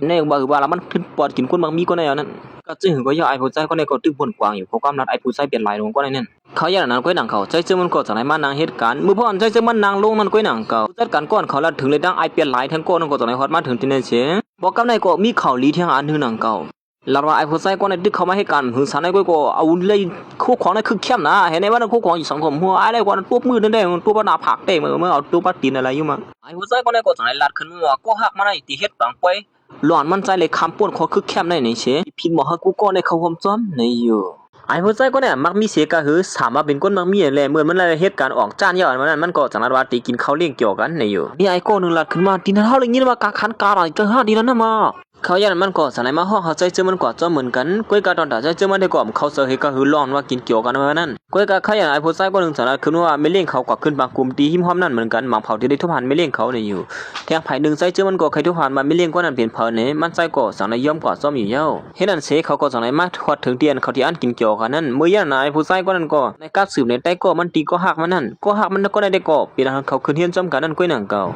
ย่างไอ้ในก็สังในว่าผู้หญิงก็ได้กำเทียมมันมาเจียมือเลยในลวงอ่องมันได้ก็ผู้หญิงก็ได้อยู่ภายหลังมันก้อยนี่อยู่ แกมันไอ้ก็หักมันไอ้ลำได้เสือใส่เจอมันมาสิมือคืนเฮียนจอมกันนั่นเหมือนมันเลยหันว่าใส่เจอมันคำว่าโฮมปังไว้จอมเขาในก้อยหนังเก่าสังไรปล่อยแบนมือก็หักคำเหลียวย่อผู้หญิงก็ได้บ่สามีไอ้ก็หนึ่งลัดขึ้นมาว่าด้วยเหมือนว่าผู้หญิงก็นั่นเล็บได้หูจักกันทั้งใส่เจอมันนี่อยู่เฮียนั่นไอ้ผู้ชายก็เฮ็ดกันมาแล้วสังลัดขึ้นมาว่าสู้จักกันทั้งใส่เจอมันอยู่ฮะผู้หญิงก็ในก็สังลัดว่าเขาย้ำคืนเฮียนมาจอมกันทั้ง3ก็นี่อยู่ผู้หญิงก็ในก็จังไรลัดในลองตามว่าใจเจอมันในลือเฮือนนั่นย้อนพัวไปอยู่เหลี่ยมเข้มนั่นมันไหลขึ้นเฮียนนั่นเขายันมันก็จังไรไปอยู่ลีใจเจอมันไอ้ผู้ใจก็ในจังไรขึ้นมาล้วนเขาลั่นไปลงเตะในเบื้องไหนเขายันใจเจอมันเด็มเขาจะลองในถามหาไม่เลี้ยงนั่นก้อยกะไอ้ผู้ใจก็ในจังไรว่าด้วยนาการเล็บตีเล็กหลายเขามาดีในเย้าในอยู่มันใจก็มาซุ่มเป็นหลายๆให้นั่นเหี้ยยันนั้นไอ้ผู้ใจก็ในก็ใครหูลวงเพื่อนจังไรถามไอ้ผู้ใจเป็นหลายก็ในว่าสู้ที่สือเก้ากันนั่นมาไอ้ก็จังไรขึ้นมาว่าก็นั่นเลยเจอผู้หญิงก็ในน้ำมันน่ะมาก้อยกะผู้หญิงก็ในเลือกๆซ้ำมาเลยเจอมันใจในวันนั้นเยอะก็จังไรลัดขึ้นมาว่าใจเจอมันก็ลักเก้าผู้หญิงก็ได้เหมือนกันหรือสินั่นไปเตรียมลีเขียวป้าจู้ผู้หญิงก็นั่นในอยู่ใจเจอมันจังไรขึ้นมาว่าเก้าในฮะเตรียมลีเขียวจู้มันนั่นมันก้อยกะก้นๆเตรียมลีเขียวนั่นได้เป็นผู้หญิงก็ได้เตรียมลีเขียวจู้ใจเจอมันขนาดหนึ่งก้อยไอ้นั่นไอ้นั่นก็จังไรลัดที่ในเกี่ยงไทยก็มันนั่นว่าร้อนใจเจอมันกว่าจอมเก้าผู้หญิงก็ได้เขาโบนอ่านกว่าเชียงเห็นในวันนั้นผู้หญิงก็ได้กัวบนผู้ลงเตะว่าจอมเก้าใจเจอในจากให้แกมาลืมมองเพื่อนมาเลยปีห้อมหรืออูขึ้นว่าเห็นในวันนั้นใจเจอมันก็จังไรอยู่ดีแล้วจะอีกในจอมเก้าก็มันก็บ่มเป็นอยู่เป็นเช้าเนี่ยใครไอ้นั่นก็จังไรลัดขึ้นมาว่าเขาอย่างนั้นเขาละยินว่าก้นๆนึงในย้อนหักเป็นหักมันขึ้นในแรกอ่างที่จอกลูกนั่นนี่เจอเมื่อไอ้เนี่ยนะลัดที่ใจเจอใครอย่างนั้นใจเจอมันจังไรคือมามีก้นๆนึงย้อนหักเป็นเกี่ยวเสียเป็นหักอะไรก็เกี่ยวอันจอกตูดตกน้ำนั่นยิงยิงก็ได้กินน้ำเสียง3ก๊อกให้นั่นน่ะให้ลัดกว้างเหี่ยวตีเต้มันก็เป็นผู้หญิงคนไหนย่อมเข้าใจเจอมันได้ใจเจอมันอะไรได้อ่างที่จอกตกน้ำในนั่นนะครับเนาะเดินว่าผู้ใจก็ได้ก่อมเล็บเงินนั่นก็แล้วผู้หญิงก็ได้ลัดคิดก่อนลัดคิดก็ทางไหนก้นๆนั่นเลยเบียเป็นเขามันเอาก็ทางได้มือใจเจอมันก็ตาที่ผู้หญิงก็ได้ว่าด้วยมันว่าก็หักส่วนเลยไปทางพี่ยืนน่ะเนาะสุดที่ซับเลี้ยงในเขาหลีโยว่าเฮาว่าไอ้ผู้ใจก็ได้ก่อมหัวก็หักมันจำเข้าใจเจอมันขนาดเธอใจเจอมันสื่อเสียงดูก้อยกับผู้หญิงก็ได้ก็หักมันสื่อเสียงดูที่มันบ้าอย่าไปละที่เดียวลงว่าลังฮัลโหลกินเกี่ยวกันนั่นแหละเคยอย่างนั้นก็หนังเก่ามีนางก็จังไรครับสืบมหาใจเจอมันเสียกำหนึ่งตีหอกการมหาใจเจอมันเหนียวว่าเสียเขากินเกี่ยวตัวดีงามเสียออกมาไผ่นองก็หนังเก่าผู้หญิงก็ได้กดถวดกวนทั้งนายผู้ชายก็ได้กำเหลียวอย่างนั้นเขาก็จังไรว่าที่เมื่อส่งใจเจอมันเมื่อเลยเมื่อดังเหลียวกันอยู่เย้าในอยู่ก็กัดใจเจอมันจังว่ามีนางมันตีมาหับเย้าในอยู่ผู้หญิงก็ได้เลยหู้เสนอก็พยายามตกเสือลงว่าใจเจอมันมีเมียอ่านวันนั้นเขาอย่างนั้นก็หนังเก่าสังไรมีกากาคันอยู่เป็นหลายๆลำมากำเหลียวโคบดังกวนโคมาจมกวนแทงให้นั่นอยู่เย้านั่นได้ความเสื้อผ้าหนังเก่าเป็นนางซึ่งมันนั่นกุ้ยเขามาหับสุบบอกมือเฮือเลยนะทีเดียมันไอ้ผู้ชายก็ได้พูดซะว่าเป็นมิเลี้ยงเขาอังทีละออกมามิเลี้ยงอ่อนเนี่ยก็หนังเขาช่วยมันสัมปลุกเสือลงกว่าผู้หญิงก็ได้กดหนังในตาลึกช่วยผู้ชายก็ได้เสียเฮ็ดให้ไอ้ผู้ชายก็นำหาแล้วก็มีอย่างนางซื้อมันสั่งว่าเขาปอกมือขึ้นกันแล้วบ่ไหนก็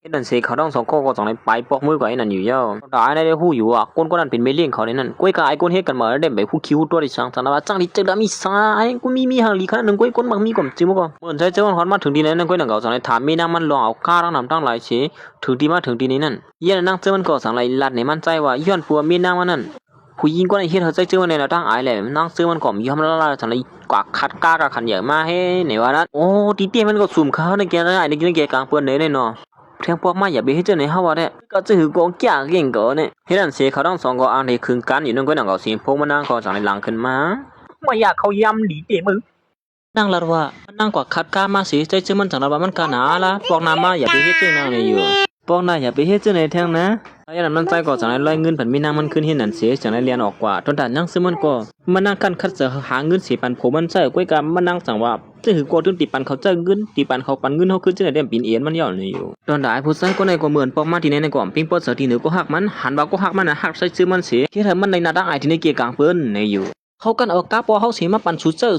ใครในไรตาสูสำเคยจือเที่ยงเมื่ออยู่ที่ห้องการนั่นเหมือนได้กินข้าวจนสูอุบดังเขาเลยนะไปสุรัดกว้างในสูลืมเขาดำเล่มซื่อหือเฮ้ยมันติเป็นก็เลยซื่อหือเขาสมบูรณ์ลืมเขาหือไหนโอ้เน่โบทำมาห้ามลืมเขาที่มาเอาสูกมจื้อผู้หญิงก็ในก็สังว่ามันเตะหน้าเฮือนเยอะเต็มกว่าเลยใส่มันขึ้นเที่ยงในอยู่แทงลองนึงใส่ในจื้อมันนั่นที่เหลือมาลองในลองหลักไล่ไปในอยู่มีนางเขาเนี่ยเล็บทางผางเซอร์กูดีหูเขาดำยำหันสิปัวก็อันดำดองมันในเขาโคก้ามาเป็นไรล่ำเลยนะเขาบอกเจอซี่จื้อเนี่ยเขาถางแดงไอ้เคร่งกว่าเก้ากินเปิ้นก้อยเอาก้อยกับเขาด้วยเขาเนี่ยอ่ำซื้อก้นกว่าเก้ากินเปิ้นง่ายๆนะเขาเนี่ยซื้อหาเงินหาตัวเหมือนชูก้อยเมื่อใครว่าเขาได้ก็หาเงินหาตัวในก็มาเอามาเนี่ยมั้งเฮ้ยอย่าไปสลับเนี่ยเขาก็ไม่เคยว่าจังนั้นก็เสียยิงก็ในก็ลาดว่ามันไรเจอใจเจืองเหวนั้นวันหนึ่งมากกว่าตอนในโคก้าหลงเขามาไผ่หน้าใจเจืองมันกำเหนียวเหี้ยวย้ำนั่นก็ตอนในลุงก้ามาสีหัวหาใจเจืองมันกำเหนียวอยู่เย้าความมันอินนะเมื่อกี้เขาก้าไว้นะสองสูเป็นสังฮะนี่ห้อมเป็นสังเหรอเดี๋ยวนี่ก็สู้โคก้าก็ด้วยป้าหมากก่อนเนี่ยอย่าไปด้วยตั้งนางหลายๆก็กำก่อนเนี่ยนะห้อมหือนั่นอะไรทุกกันนึงปอกไว้เนี่ยเขาดีกว่าเล่นข้าวสู้อ๋อเป็นสังเหรอเมื่อเลี้ยวนะเขาหยิบเนี่ยนะเขาดีย้อนกว่าก่อน เฮ้พวกจันก็เขาตีเอาที่ตัวช่วยอย่างนั้นก็หนังเก่านั่งเซินก็จังไรขี่ก้างมาแทงให้ไหนอยู่เย้ามาต่ำมันกวนก้าผู้หญิงก็ได้สองมือละสองสู้หือกาคันก้าได้กาเหือมันเกาตีหู้จนเคเขาซื้อมากกว่าเจอกาเมื่อรู้เมื่อถามเขาอีหูล่ะก็การพลเจอสุขให้มากขึ้นกลางตั้งเสนอกาได้ไปมันขึ้นกลางตั้งก็ไม่เคยหูเพราะฉะนั้นก็เขาได้ตึกผลิตมาโมเลียวเนี่ยเพราะนั้นก็เขาก็เย้าตัวกันผู้หญิงก็ได้เมื่อเลยหูว่าเป็นดีตึกผลิตเนี่ยนั่นก็หนังเก่ามันนั่งหลักหัวกาโปเขามาแล้วกูว่าลงซุกเนี่ยเขาถึงตีโปเขาเนี่ยแหละมันนั่งกล่อมยอมเหี่ยวเฮียนั่งเสื้อมันก็สั่งว่ากาสุดเนี่ยเขาดีแม่บันก็เอาก็เลย3 ปากเงินเข3 ปากเงินเขเนี่ยชื่ออะไรยังนั่นมากระโปตุกเงินมันเลยเป็นนามเองก่อนนั้นตอนนั้น3 ปากเงินเขเลยนะกูบอกก่อนปากเงินเขก็กึ่งตาเนี่ยวันนี้เขาอย่างนั้นก็หนังเขาใจเสื้อในนั่งเสื้อมันก็จังเลยขี่รถเครื่องมาที่ในเสียไอ้ผู้ชายเขาสองคนเลยก็เลยหันเมียนเสียจังว่าโอ้ดีเตียงก็มีหน้าขี่รถเครื่องเสนอมือบ้านในเขาคัดก้าเปิ้นมาเหมือนมานะก็ทางเต้เนาะเรียกตีปีนันเกี้ยนกวนเอาในพวกใครมีน้ำมีตาเนี่ยย่อมคัดก้าเปิ้นให้มาขี่จังไหนอ่ะกวนเนี่ยเนาะเหมือนเก่าดีๆมึงตอนแต่ไอ้ผู้ชายก็ได้คู่หลิวอ่ะใส่เสื้อมันเป็นผมไม่เลี้ยงเขาในมือย่างหน่อยได้เนี่ยทับตัวใจเชิญปีจะวิเคราะห์ไปปัดหน้าที่นางแทงให้นั่นอยู่เย้าเฮ้ยสุมาหาเฮาวันมันได้มีอีสังหลังในฮิลิตัวเฮาแก่ไหลไอ้เนี่ยคนลาดองขึ้นมากับเดี๋ยวสูอย่าไปวนมาเขาได้เป็นลูกขวยก้นวังมีเนี่ยแล้วว่าก็เป็นลูกขวยก้นมีเมื่ออย่าไปมาเฮ็ดเกียงเอาก็คู่ไอ้เมื่อเฮ็ดเกียงอันวังเมื่อกลางนาสู่สงก็ผมมีขี่รถทีให้พามาที่ไหนก้อยเมื่อว่าสู่ซ้ำขี่ก้ากับคันเหยอะซะไหนสู่คัดก้ามันมาหมันจงใจหือใจคนในอ่างตีลาดขึ้นมาก้อยอย่างเก่าเมื่อยันนั้นเมปาก็ในไรมาหารเพียนเชเป็นตุกจะดูขึ้นมากับเดี๋ยวก็ห้องเฉียนหันหลังเอาน่ะเมื่อเลี้ยวในเขามีนากันกับนักปีศาจเขาเนี่ยมาเขาก็อุบสุยเนี่ยเฮ้ยมีนาการอีสังตั้งข้างมึงมาแล้วถึงทางอย่างกันไหนได้มึงมาเขาดิยันนะไอ้นายก็จะในไปของเขามาหาใจเจมันเสียเฮ้ชาก็จะมาหูหือมีนางสุจมันหูกว่ามันเจอเนี่ยว่าผู้จัดการก็ได้เรียกหลูลุ่มล่าส่วนมันนั่นมือมาลาลีวายเนี่ยก็ขั้นลัดน้ำไหมขั้นลัดน้ำก็ข้อก็เจ็บมั้ยภายหนึ่งผู้จัดการก็ได้ก็ห้องหาคนนั้นเสียมือไกลเนี่ยจะมาหูเมื่อดีลาเลยฮะข้าดีลาดิสังขารในเขาดำหูตัวก่อนเฮ้ยมือเลยวิลาดความเฮี้ยงน่ะลัดเฮี้ยงกับบุญยินมัวเสียวขวนตั้งมากกว่าเนี่ยขวนตั้งข้ากวนเพื่อกับหูก็ดีเฮลีต่อมาน่ะมือในมือไม่ได้เขาลัดมาที่ห้องกันน่ะอย่าไปห้องเขาว่าไม่เลี้ยงเนี่ยมันหูฮะสั่งไปเจ้านั่นเนี่ยลวงในเปิ้นดีหูเบ็ดดังห้องกันเฮี้ยวโอ้ที่เตียงก็เป็นไหนเนี่ยเนาะก็กูกับหูเนี่ยฮิหาเสียงซิมเจ้าหน่อยเนาะหลีอามแกมาเปิ้นเจอในเป็นไหนละเตี้ยมึงไว้ขี้ลิงเหี่ยวในมือตั้งในคัดจอยแขมไอเขาจะดันเปียกกินเขาแก่เขาในหิวในกำไนเฮ้ยกว่าก็ได้หิ้งยาหรือบอกกันเต้นมือหิวกว่ามือกันในมือเปียกกินเขานี่ให้ได้มาฮะตอนต่อไอเขาเนี่ยเดินไปหูลองตั้งอีสังตึกมาเปียกกินใจเจ้ามันอยู่ว่าอันนี้มือเฮียอะไรใจเจ้ามันก็สั่งให้ยิบขึ้นมาเสียก็เป็นก้นก็เฮียอะไรเฮียโอ้โหปลิงลงก้อนหนึ่งเขาลาดว่าอันนี้มีลองซุกซักอีกหนึ่งเขาอุบโอ้กันตั้งคนเฮ็ดมันไหนวะเนี่ยอีสังเขากูมันเย็นในวันก็ยำเงียบไหมเนี่ยอ๋อกูมันเย็นในจอมเจอกูมันเย็นเขาเสื้อเป็นหือละเขาเคยกว่าซ้ำปุ้ยนะมั้งจอมเงี้ยซื้อกว่าเหรอกูมันเย็นในมันใจอ่างตีลาดออกแทนก็อย่างเขาไอ้ผู้ใจก็ในก็ละก้อนตัดน้ำมันหน้าการในก็ว่าบุญพรเมื่อผมเอาบุญพรได้รู้เหลียวได้ก็กลมหูจะมาเมื่อไอ้ผู้ชายก็ในก็วางแผนการอีสังเสอันที่เฮ็ดให้ที่หนึ่งใส่เสื้อมันนั่นอยู่เห็นสิมันก็จะในห้องใส่เสื้อมันมาตีลั่นกล่าวกีดเขตทีวีวันนั้นไอ้เขาเจอในห้องใส่เสื้อมันมาตีลั่นเขตทีวีเล่นมาอุลองนาการในวันนั้นตอนเขาห้องใส่เสื้อมันมาตีนั่นก็ใส่เสื้อมันมาป่วยเป็นผู้ชายคนหนึ่งอันเป็นคนเพ่ลงผู้ชายก็มังผู้ยิ่งก็ตาวันนั้นย่อยันนั้นใส่เสื้อมันก็สังไรยาที่นั่นเสริมมาที่นี่เป็นล้านกล่าวกีบเป็นกินโจรมาอุลงนาการอีสังไอ้แก๊กเขาได้อ่อนกับไม้สังที่นี่มาซึ่งคือก็ยาใส่เสื้อมันดื้อเดือดหัวว่าหลอนเขาห้องมาที่นี่มันดื้อเดี่ยมเจ้าหลองลีมันมานั้นวันนั้นมันใจก็เป๊กเขาว่าก้นนั้นเปลี่ยนเผาได้เตี้ยนวันนั้นก้นอ่างเสืออ่างเสียงโครงการเตียนมันใจซื้อเอากว่านั้นแทงลองหนึ่งนั่งเสื้อมันก็ใส่มาอุบลองนากันกับนั่งเจ้าของร้านเคทีวีเนี่ยเจ้าของร้านเคทีวีที่ไหนได้ก็เป็นก้นหุ่นซักกันนั่งใส่เสื้อมันนั่นก้อยหนังเก่าอันนี้ก็สังนามันดีครับสืบปันนั่งเสื้อมันนั่นได้ก็มันก็หนึ่งในอยู่กับผู้หญิงก็ในสมัยมันเตะนาเฮิร์นเย่าในอยู่ไอ้ผู้ชายก็ในอ่างครับสืบปันนั่นได้ก่อนเสื้อผ้านั่นก็เป็นใส่เสื้อมันนั่นก้อยสุดเตะนาเฮิร์นเขาต่ำตั้งหูหลันให้เมื่อยันนั้นนั่งเสื้อมันก็สังไรหันว่าใส่เสื้อมันไปผ่านกว่าที่ในเสียนั่งก็สังไรลัดซื้อใส่เสื้อมันขึ้นมาไอ้ผู้ชายก็ในสปอร์ตตัวเสือลงกว่ามันนั่งสังนาเป็นผมนั่นในเสียเลียนก็จ้องกำเหลียวจืดเนี่ยจ่องเหมือนจืดได้ก็เก่าหือหลันในมาแทงภายหนึ่งผู้ชายก่อนว่าผู้ยิ่งกว่าไรผู้ชายโกตาพันมานั่นตึกมากินเกี่ยวย่อมผู้ยิ่งอยู่เฮ็ดนั้นเขาอย่างนั้นไอ้เขาในก็สังไรฮอตมาถึงที่ไหนมากับสืบตัวเขาอยู่เย้าเฮ็ดนั้นเสียผู้ชายก็ในก็สังไรขึ้นมาว่ามื้อเดียวเขาได้มาอุบลองนาการเขาเนี่ยเขาอย่างนั้นผู้ยิ่งก่อนนั่งอยู่หิมค้างมันนั้นก็สังไรเลียนออกกว่าหมดเมื่ออย่างนั้นนักใช้เสื้อมันก็สั่งไอ้ผู้ชายเขาซึ่งก็สังไรมันนั่งลงหิมไอ้ผู้ชายก็ในเสียไอ้เปลี่ยนลายลงก็ในก็อันที่ปล่อยใช้เสื้อมันก็เหลียวเลยสังไรว่าเมื่อเลียวออกรู้เอานาการฉันก็อุบดังเขาเนี่ยนะเขาตีย้อนออกกว่าเขาข้างน้ำก่อนในวันนั้นเขาก็สังไรห้องไอ้ผู้ชายก็ในออกกว่าเฮ็ดนั้นอยู่เย้าตอนตายเนี่ยได้ไปหูดีปอนมาลาตีหัวหน้าเขาว่าโอ้ใช้เสื้อมันอุบลงนาการใช้แคบเล็บกว่านั่นเด้ใช้เสื้อมันตีเลยนาเลยตากว่าก็เหลียวก็เป็นการนับเจ้าในเต้เห็นในวันนั้นไอ้ในอยู่สังไรรัดในรองตามันว่าไอ้ผู้ชายก็นั้นผู้ยิ่งกดตาผู้ชายก็ปีนนั่นชุ่มหัวสังว่าเขาเลยรักกันกว่าในผมว่าเขานั้นคิดกวนมันไอ้ผู้ชายก็นั้นเยอะในวันนั้นลองเสื้อในเมื่อหลูเห็นหูเทียงหนาไอ้เห็นนั่นเสียแทงภายหนึ่งไอ้ผู้ชายก็ในก็มายิ้มมือใจเสื้อมันเหมือนใจเสื้อมันเตียงที่อุบลองนาการนั่นอันเด็กเกี่ยวใจเสื้อมันเสียใจเสื้อมันกินเรา กุ้ยกับมันตึกเคยปุ่นหรือที่เหนือใจเจอมันอยู่ที่ที่เละใจเจอมันกว่าเป็นบ่จากสีจากไหนลูกขึ้นมาหรือสีนั่นของกาใจเจอมันกว่าจากไหนเอากว้างเราผ่านบ้านน้ำมันแทงให้หนันฉิวยาวเมื่อยันมันกว่าเป็นบ่จากสีอันทิ้งมาที่ให้ไทยที่เหนือใจเจอมันนั่นกุ้ยกับขยันใจเจอมันกว่าจากไหนดินยวมมันปุ๊บบินตาหายกว่าเสียปวดหน้ากามันออกมาให้หนันอยู่ยาวเหมือนมันเลยหันหน้าใจเจอมันนั่นกุ้ยหนังเก่ามันก็เป็นอันตุกจากสีคู่ความน้ำใหม่ลงกว่ากำเลียวอยู่ยาวโอ้ข้าในมีตาหมดด้วยข้าในความบัดยินขนาดปลิงหลวงเขาค่ะใจเจอมันสามารถสู้สัมปอมมีนาทีบุญพอดีนะโครงการนั้นอย่าสู้สัมไม่ห่างให้ไหนเลยข้าก็ออกมาตั้งนัวข้าก็หาเงินจ่ายที่ว่าที่ไหนก็ข้าในหลวงในมันก็จะอีสังกับข้านะความมันอินขนาดข้าเตรียมเฮ็ดเถียงกับข้าเนี่ยเมื่อนั้นใจเจอมันก็ขั้นลาดนั้นไม่ว่าอ่างแถวเตาเราในพัดกูหอยผู้ใจคนไหนนั่งซื้อมันก็ส่งให้ฮอดมาถึงที่ในเสียมันใจก็เอาเตาเราเหยียดมือผู้ใจคนไหนจะให้นางโค่ลงให้ไหนอยู่เย้าผู้ใจคนนั้นก็งัดขี้สวมเตรียมให้นั่นเหี้ยมันก็ส่งให้ลาตินั่งซื้อมันเลยสังคนนั่งซื้อมันก็ถ่วมกำลังไปสังก็ปวดปลังในกูเหี้ยไอ้ผู้ชายก็ได้ก็เมาปั่นตะลำให้นั่นเหี้ยใจเจอมันจะว่าก็เคยกินมันทำจะเฮากินให้ดีๆเนี่ยนั่งเจอมันเด็กก็ฮู้จักมาอย่าใจเจอมันตีเจียใจเจอมันอยากขับขืนไอ้ผู้ชายก็นั่งก็ย่านั่งเจอก็ตอนในห้องปรีมาลักตัวไอ้ผู้ชายก็ออกไหวเหี้ยอันนี้ก็ตั้งลำในหมังตั้งลำในตาเหี้ยก็ง่ากินขี้ชั่วให้นั่นเหี้ยง่ากินแป้งกาง่ากินปลากูคนจังไหนเหี้ยก็เปิ้นเอาไปตุกควักปลาแทงเหี้ยเรียบคึกเข้มให้นั่นเนาะมื้ออย่างไอ้ผู้ชายก่อนฮู้จักใส่เสื้อในนั่งเสื้อมันก็สันไหนมาหึงที่ในเสียมาหาแม่นเขาทั้งสองคนนั่นเสียมื้อแลหันเขาทั้งสองคนอยู่ซ่อมเขาทั้งเป็นตุกเสือลงกว่าให้นั่นอยู่ใส่เสื้อมันก็กลัวใต้ก็มันลาดออกว่ามันเป็นคนสัตว์ที่เนี่ยนั่งเสื้อมันก็กลัวใส่ก็มันลาดออกมันเป็นสัตว์ที่เนี่ยเขาทั้งสองคนเป็นตุกเสือว่าอยู่นั่งเก่าอันนี้ก็จังว่าเฮ้ยสวยหิมืออะไรสั่งนี่ยันนั่นนั่งซื้อมันก็สนามมาให้แก่งตาไอ้ผู้ใจก็ในเสียว่าเมื่อสุนข้าบ่เล่งลงอันนี้ได้ก็ไปพูดตีปอมันสั่งมาเฮ้ยที่สั่งมาละลงอย่างเงี้ยที่เขาอีสั่งเลยมันกดเดลัดขึ้นมาก็เลยโอ้หลอนทำมาที่นี่เนี่ยเขาติมาย้อนเหตุการณ์ที่เนี่ย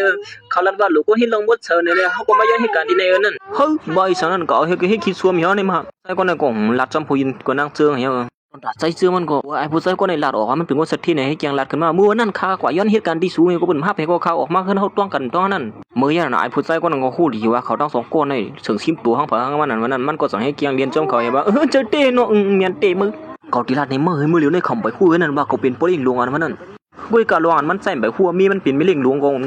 งเหมือนกันนั่นไอ้กองก็ที่ว่าเขาดิฉิงชิวเมื่อกุ้ยนางเสือมันก็ให้แกงเนี่ยตึงลัดก็เลยเมื่อไงในก้นนี่ในมาเป๊กกินผัวเขาเลยนะสองสูลองได้สูดเลยตุ้ยถึงอีเนื้อนะเขาว่าเนี่ยอ๋อลองได้แต่มีลองยาวอีสังเป็นสั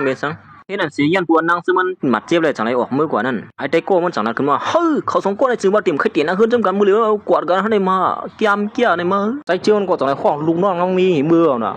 เฮ้ยอันนี้จึงว่าเขาเตรียมเอากันให้ยังมือเดียวในเขาสมบูรณ์ขอบจ้วกันให้ไหนมาผู้ชายก็ในเด็กก็ย้อนปัวคู่ว่าใจเจียวในนางเสือเป็นผักตัวเต้เนี่ยน่ะเมื่อยันนั้นก็นางเอาไอ้ขาสองตัวเนี่ยก็จังไรปอกมาหากันใจเจียวมันบ้วนมาใจเจียวมันตีถูกย่าไอ้ผู้ชายก็นั้นเนียบตั้งหลังเย้าในอยู่ก็เปลี่ยนยุ่มสีปิ้งโป้หันเจอว่าอยู่เย้าย่าหมังนั้นเต้กุ้ยก็ว่าเหมือนไปเขามาตั้งเนิ่นนั่นมันเผยเย้าเลยหันค่อยหมักมือลงไว้กุ้ยเขาซื้อในจังหวัดว่าไอ้ผู้ชายก็ในเฮ็ดนาการเขาลุดซุ่มอยู่ในมาโดนด่าใจเจียวในนางเสือมันก็สั่งให้มายศยาบันกันตีเฮือนนั่นสั่งเสือย้อนเปื้อเฮาได้ซุ่มเลยเสียบซื้อไหนก็เนี่ยนะไว้สิเขายศยาบันกันเย้าตัวหลีงามเย้าใจเจียวมันก็สั่งให้กับสืบหาปีนางมันหาปีนางมันขับขึงไอ้ผู้ชายก่อนเฮ็ดให้ดีหนึ่งไม่นางมันเฮาตกคอกต่อสู้เฮ้ยอย่าไปออกมาละไหนเย้าแค่ภายหนึ่งนั่งซึ่งมันก็สั่งให้มาป้องหลานลูกน้องมันเฮ็ดสั่งเลยปั่นใจซึ่งมันกว่าหาไอ้ผู้ชายเป็นลายลงซะนั่นเลยอยู่โอ้ลงได้เป็นตั้งพี่เท่าเขาย้อนปัวเฮาฮู้คันเล่นนะมันนั่งก็สั่งให้ถามลูกน้องมันเขากว่าสำคัญ3ก็ให้อ่างกำนึงสุดหรือใจซึ่งมันก็เหลียวในอยู่เมปาคนในก็สั่งให้ซับเลี้ยงลัดในปันว่าเขาทั้ง2ตัวเลยร่างไอ้คนเหตุการณ์เหมือนนั่นเหตุการณ์ในเป้กินใจซึ่งมันมาอยู่ดาสีปอกในก็จะไปกับไก่กันตั้งเขาอยู่ในเย้าตอนด่านั่งซึ่งมันก็มือเลยฮู้ซึ่งนั่นไอ้หลวนก็มาพึกกันทีในนั้นจึงคือก็เย้ามันก็สั่งให้ข้อลูกน้อง3 มันก็ได้มาเสเฮาลืมออกไอ้ผู้ชายก่อนเหตุการณ์เหมือนนั่นกำเดียวในเย้าเมื่ออย่างไอ้ขา2ตัวในก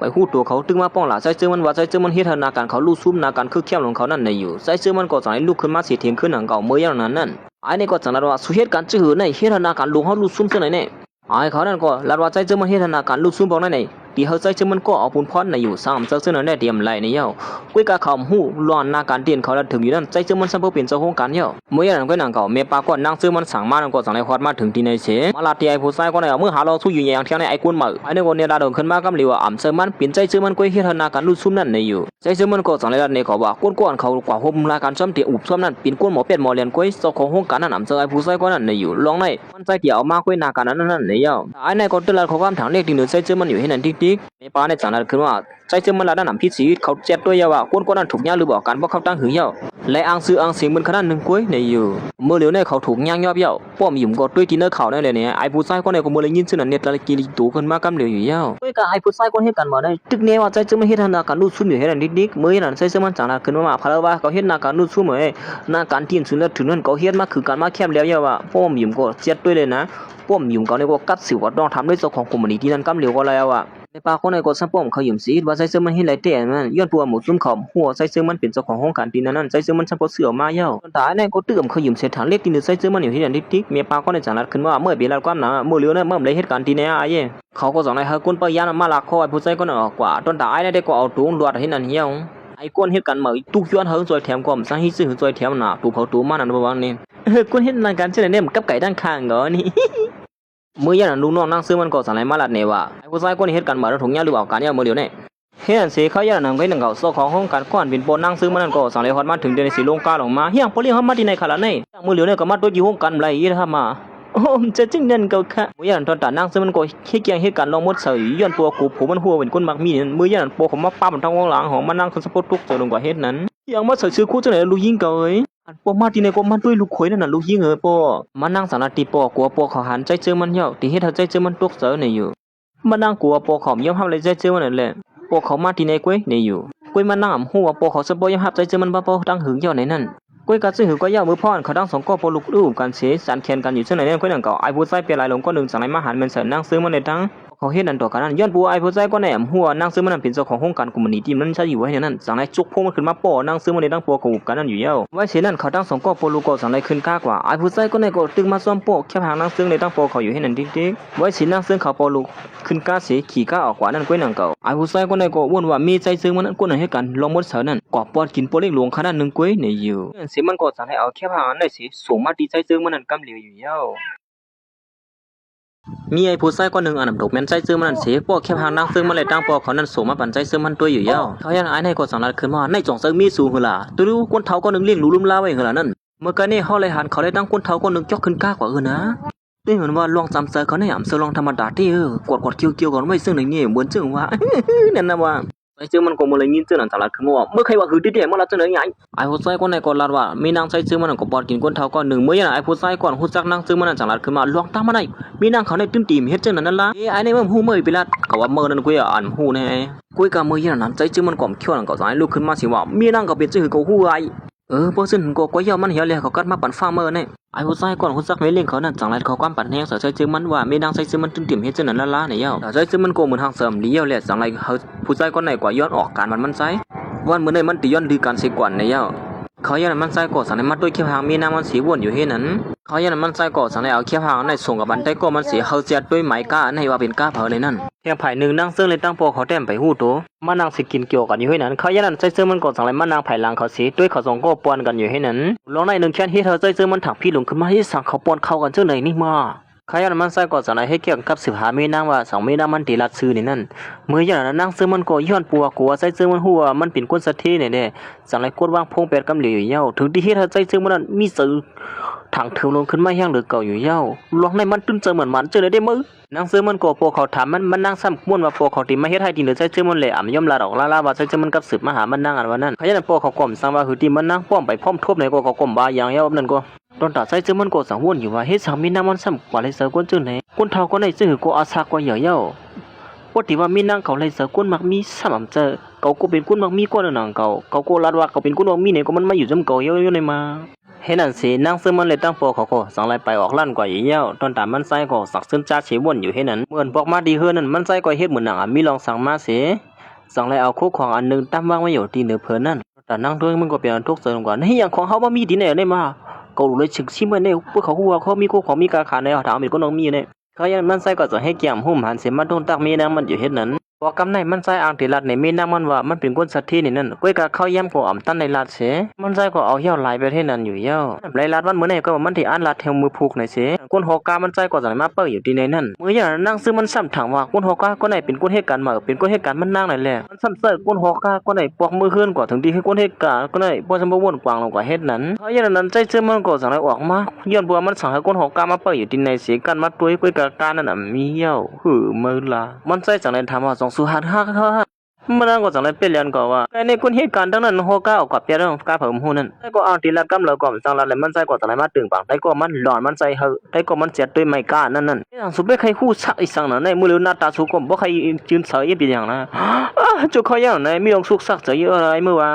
พี่นั่งออกก็เหี่ยผมหูนี่มาสองสู้คือเขาตีอังลัดเนี่ยว่าเขาเป็นคนสะเทียเนี่ยมันมีลองสู้ยุงมากเก้าให้ไหนดิ๊กเนี่ยเขาตีหีลัดไหนว่า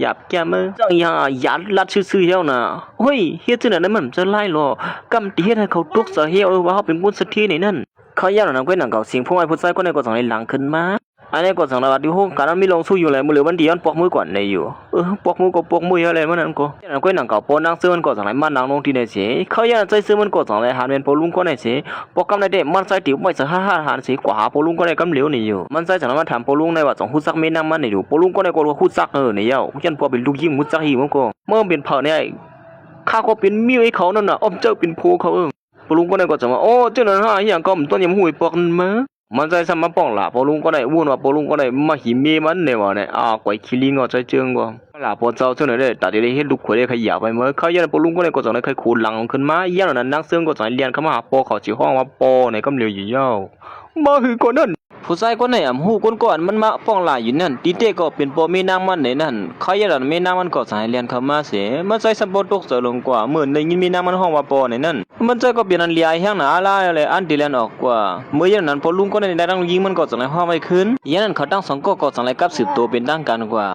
อ๋อมาซึ่งข้าปอลุงก็ได้จังขึ้นมาที่ห้องปอลุงอย่างละห้องว่าปอในกว่าเมื่อก็ห้องว่าปอกับเหลียวเหี้ยในมาเขายันนั้นปอเขาก็จังเลยถามหมู่ซึ่งเขาว่าตั้งสองก็ยังอันที่มีลูกมือเหลือเนี่ยอยู่ถึงที่เขาตั้งของก็สมบูรณ์ตกเสือลงกว่าเห็นนั้นไว้เสียเขาตั้งสองก็กินข้าวเย่าตัวหลีงามเห็ดปอกมาเฮือนั่นก้อยหนังเขาเมื่อทางลมเสือลงไว้เห็นนั้นนั่งซื้อมันก็จังเลยละที่ใจซื้อมันว่าปอใครมีหลานในคือละเขามาเฮ็ดปันหลานเขาเฮ็ดก็นอปอไหนเมื่อยันนั้นถึงที่เฮ็ดให้ใจซื้อมันเหลียเล็ดออกกว่ากำเหลียวอยู่เย้าเห็นนั่นเสียมันใจก็จังเลยปอกมาดิลันเคทีวีได้ก็มันเสียมาอุบโอกันเห็นนั่นอยู่มันใจก็จังเลยมาละเนี่ยได้ก็มันก็หนึ่งแล้วมันทุบหันปอเมนางมันไหนอยู่ยันนั้นได้ก็มันก่อนหุ่นซักลงเขาทั้งสองก้อนก็จังเลยคือโคเสือมันใจเสียเมื่อยันได้ก็มันใจสังเลยถามมันใจว่าอยู่ดีนั่นไปทุบหันไม่เลี้ยงกันเขาบ้านโปเขาเดียวปันการนั้นว่านั้นห้าในอยู่มันใจกดสังเลยมันทุบหันด้านละเฮ็ดกันมาเขาตั้งเป็นไรเรือน้ำเบ็ดทุบหันไม่เลี้ยงก็นั่นสิปอกในเยอะเมื่อยันได้ก็มันก่อนหุ่นส้มลงเต้นนั่นก็เลยลัดในมันใจสังตึกสึงสีปัดมันใจอยู่เห็นนั่นเยอะเห็นนั่นสิเมื่อพ่อมันใจปอกไม้เฮ็ดกันขึ้นนั่นก้อยหนังเก่าได้ก็มันแทงก็หนึ่งที่เหตุการณ์นั้นสังเลยมันถามมันใจว่าตีมีปังเข่งเฮ็ดนาการคือเข้มในนั้นแต่มันใจได้ก็เขาพูดว่าผู้หญิงก่อนปีหน้าเขาใครอาบมันใจเป็นชื่อหือในเสียมันได้เขาพูดจังนั้นก้อยคนที่เข่งอะไรมันเสืออีสังก้อยก็ว่าการเข่งปอกกับในนั้นเพลเคยเข่งซ้อมก็ไรในอยู่เพราะเขาตั้งสองก็ตู่กันอยู่นั่นก้อยหนังเก่าไอ้ผู้ชายก็ในก็สังเลยไปเข้ามาเสียเขาย้ำเหตุการณ์ก็มาอุกันที่นั่นเนี่ยเป็นเอ็นมันเยอะในว่าก้อยก็เขาย้ำนั่นก้อยหนังเก่าได้ก็มันเตียนหุ่นซ้อมล็อกเต้นั่นก็สังเลยตักมาหามันใจเฮากว่าดิคิทีวีนั่น